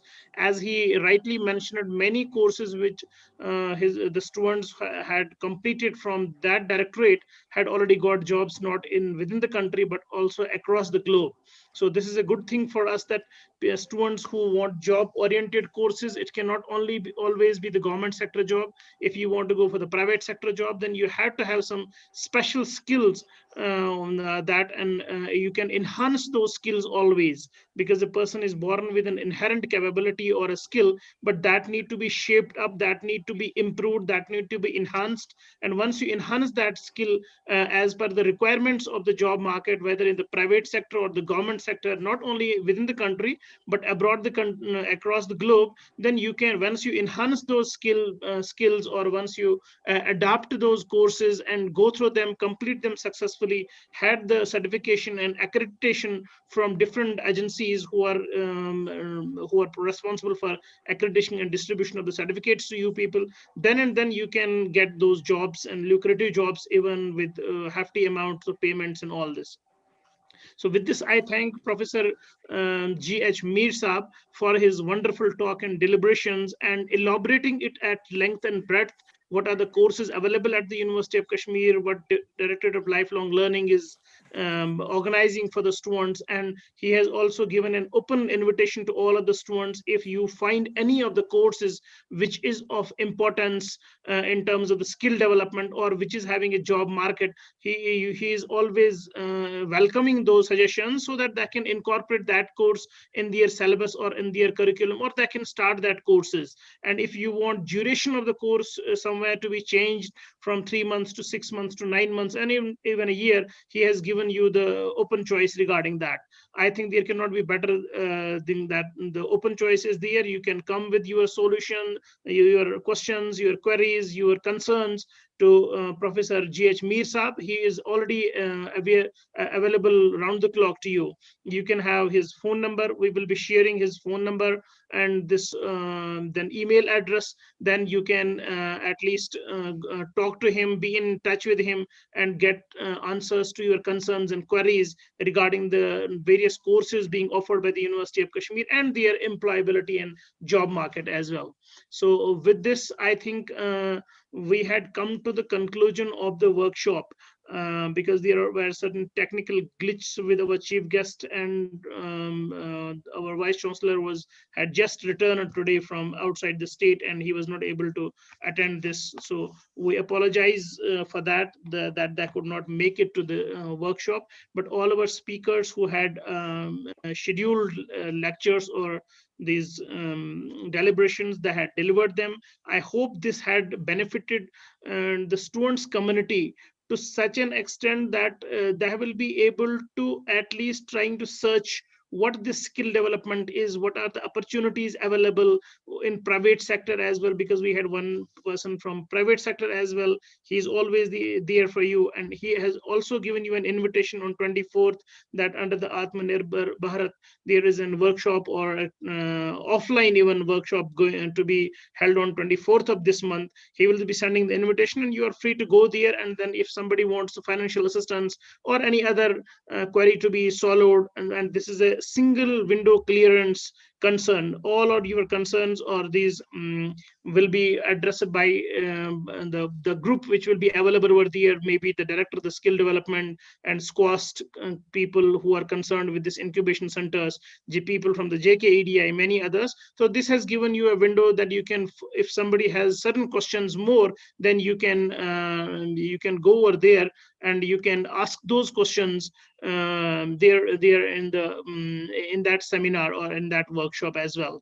So I think if still anybody has any questions regarding this skill development, entrepreneurship and development, the opportunities available for the youth of J&K, still if you have certain concerns, you can write to us. My mail ID is drmanzoor@kashmiruniversity.ac.in, or you can write to the BIORESOURCES conferences at gmail.com or bioresourceconference@universityofkashmir.ac.in, or you can contact us through our mobile numbers, through our social media services, whatever. All the faculty at the Department of Bioresources always ready to help you in this regard. This was a small initiative taken by us because there has not been much workshops around the skill development. Otherwise, we were busy in earlier workshops regarding the how Web of Science can be worked. We had a workshop on that. Then we had a workshop on the plagiarism at the Department of Bioresource, how the plagiarism, which is a menace right now, how you can prevent yourself from that and go into these legal battles and all this. Then we had also had a workshop on the coronavirus with the American Chemical Society, Dr. Hasib Saab being the young ambassador of that Society for India. We had organized one workshop on the coronavirus awareness and way forward in the beginning. That is only in the February, March itself.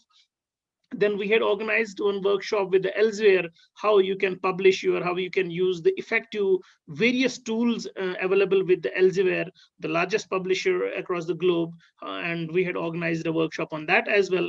Then we are trying to have a workshop on the book writing in the next month, inshallah, because since the lockdown from April, we had been in continuous touch with different organizations, and we had conducted 6 workshops till date, and the next one will be on how to author a book and what are the different funding sources for that, how the royalties are being obtained from those funding sources. This will be obviously with the Elsevier, the largest publisher of science and other books in the world. So we will be having a workshop with them. What is the entire process of writing a book, how you will find the suitable those publishers, how to write the proposals, and what are the different precautions taken to be while writing a book proposal, whom to contact, and this all we'll be conducting in the next month.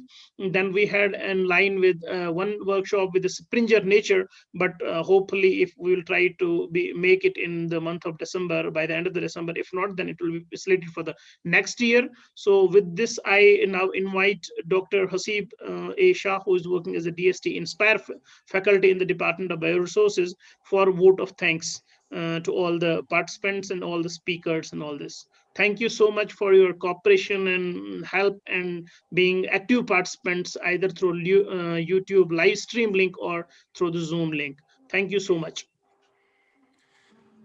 Okay, thank you very much, Dr. Manzoor Mir Saab.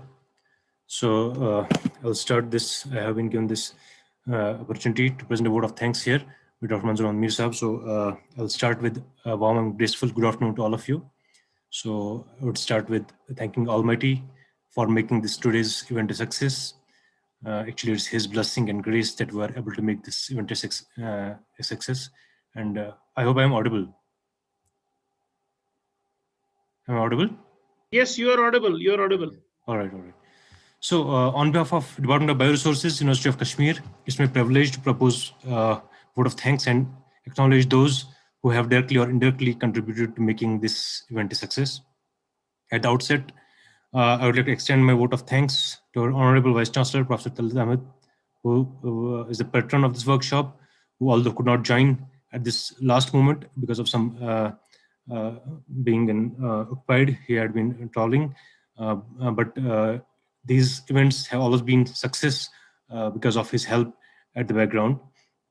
So I would also like to express my sincere gratitude to Dr. Asghar Hassan Samun Sahab, who was supposed to be the chief guest and principal secretary, who is currently the principal secretary, Skill Development Department, Government of J&K, who actually encouraged us for having such workshop, although he could not join at the end. So we are sorry for that, as Musa also was speaking about that. We had some technical glitches, or there were some personal issues with the speakers. So our heartfelt thanks to Mr. Itif Maharaj Lone Sahab from Center for Innovation, Incubation and Business Modeling, JKEDI, Government of J&K, and Mr. Farooq Amin Sahab, guest speaker, General Secretary, Kashmir Chamber of Commerce, Kamal Foods and Spices, for promptly accepting the invitation and sharing their ideas, which will definitely, I hope, will definitely help the youth to take up such entrepreneurship programs from here. A special thanks to Professor Ghulam Hassan Mir Sahab, the Directorate of Lifelong Learning, University of Kashmir, for sharing his ideas and avenues with the students and interested aspirants here. I would like to thank our worthy head and coordinator, Department of Bioresources, Dr. Manzoor Ahmad Mir Sahab, for his enthusiastic support and guidance. Without his support and untiring efforts, this event would not have been possible. An event like this cannot happen overnight. Of course, we'll start rolling weeks back. We have been fortunate enough to be backed by a team of very proactive and dedicated team members, faculty members, and research scholars who are well versed in this job, especially Dr. Manzoor Ahmad Mir Sahab, Dr. Riyaz Sahab, Dr. Sheikh Tajamul Sahab, Dr. Nisar Ahmed Wani Sahab, and Dr. Bashir Ahmed Lone Sahab. A special thanks to the organizing committee, teaching and non-teaching staff for their unflinching support and coordination. So our heartfelt thanks also goes to the participants, especially which are the important part of any webinar, any event. So participants, without participants, nothing is there. So our thanks to those participants, especially the faculty, research scholars, and students for their active participation in the workshop, and we are immensely thankful to them. And we hope that workshop had discussed the role of government and non-government organizations and will come up with the measures how to tackle some of the challenges that lie ahead. I think these entrepreneurs should also identify measures how to eradicate the bottlenecks. Although there are many opportunities, but there are always some bottlenecks which hamper the application of such skill knowledge and financial support for the youth. We would be really thankful to them for that. We hope that young minds listening will return to their laboratories and classrooms, re-energized with the hopes and ideas to work for their self-employment schemes.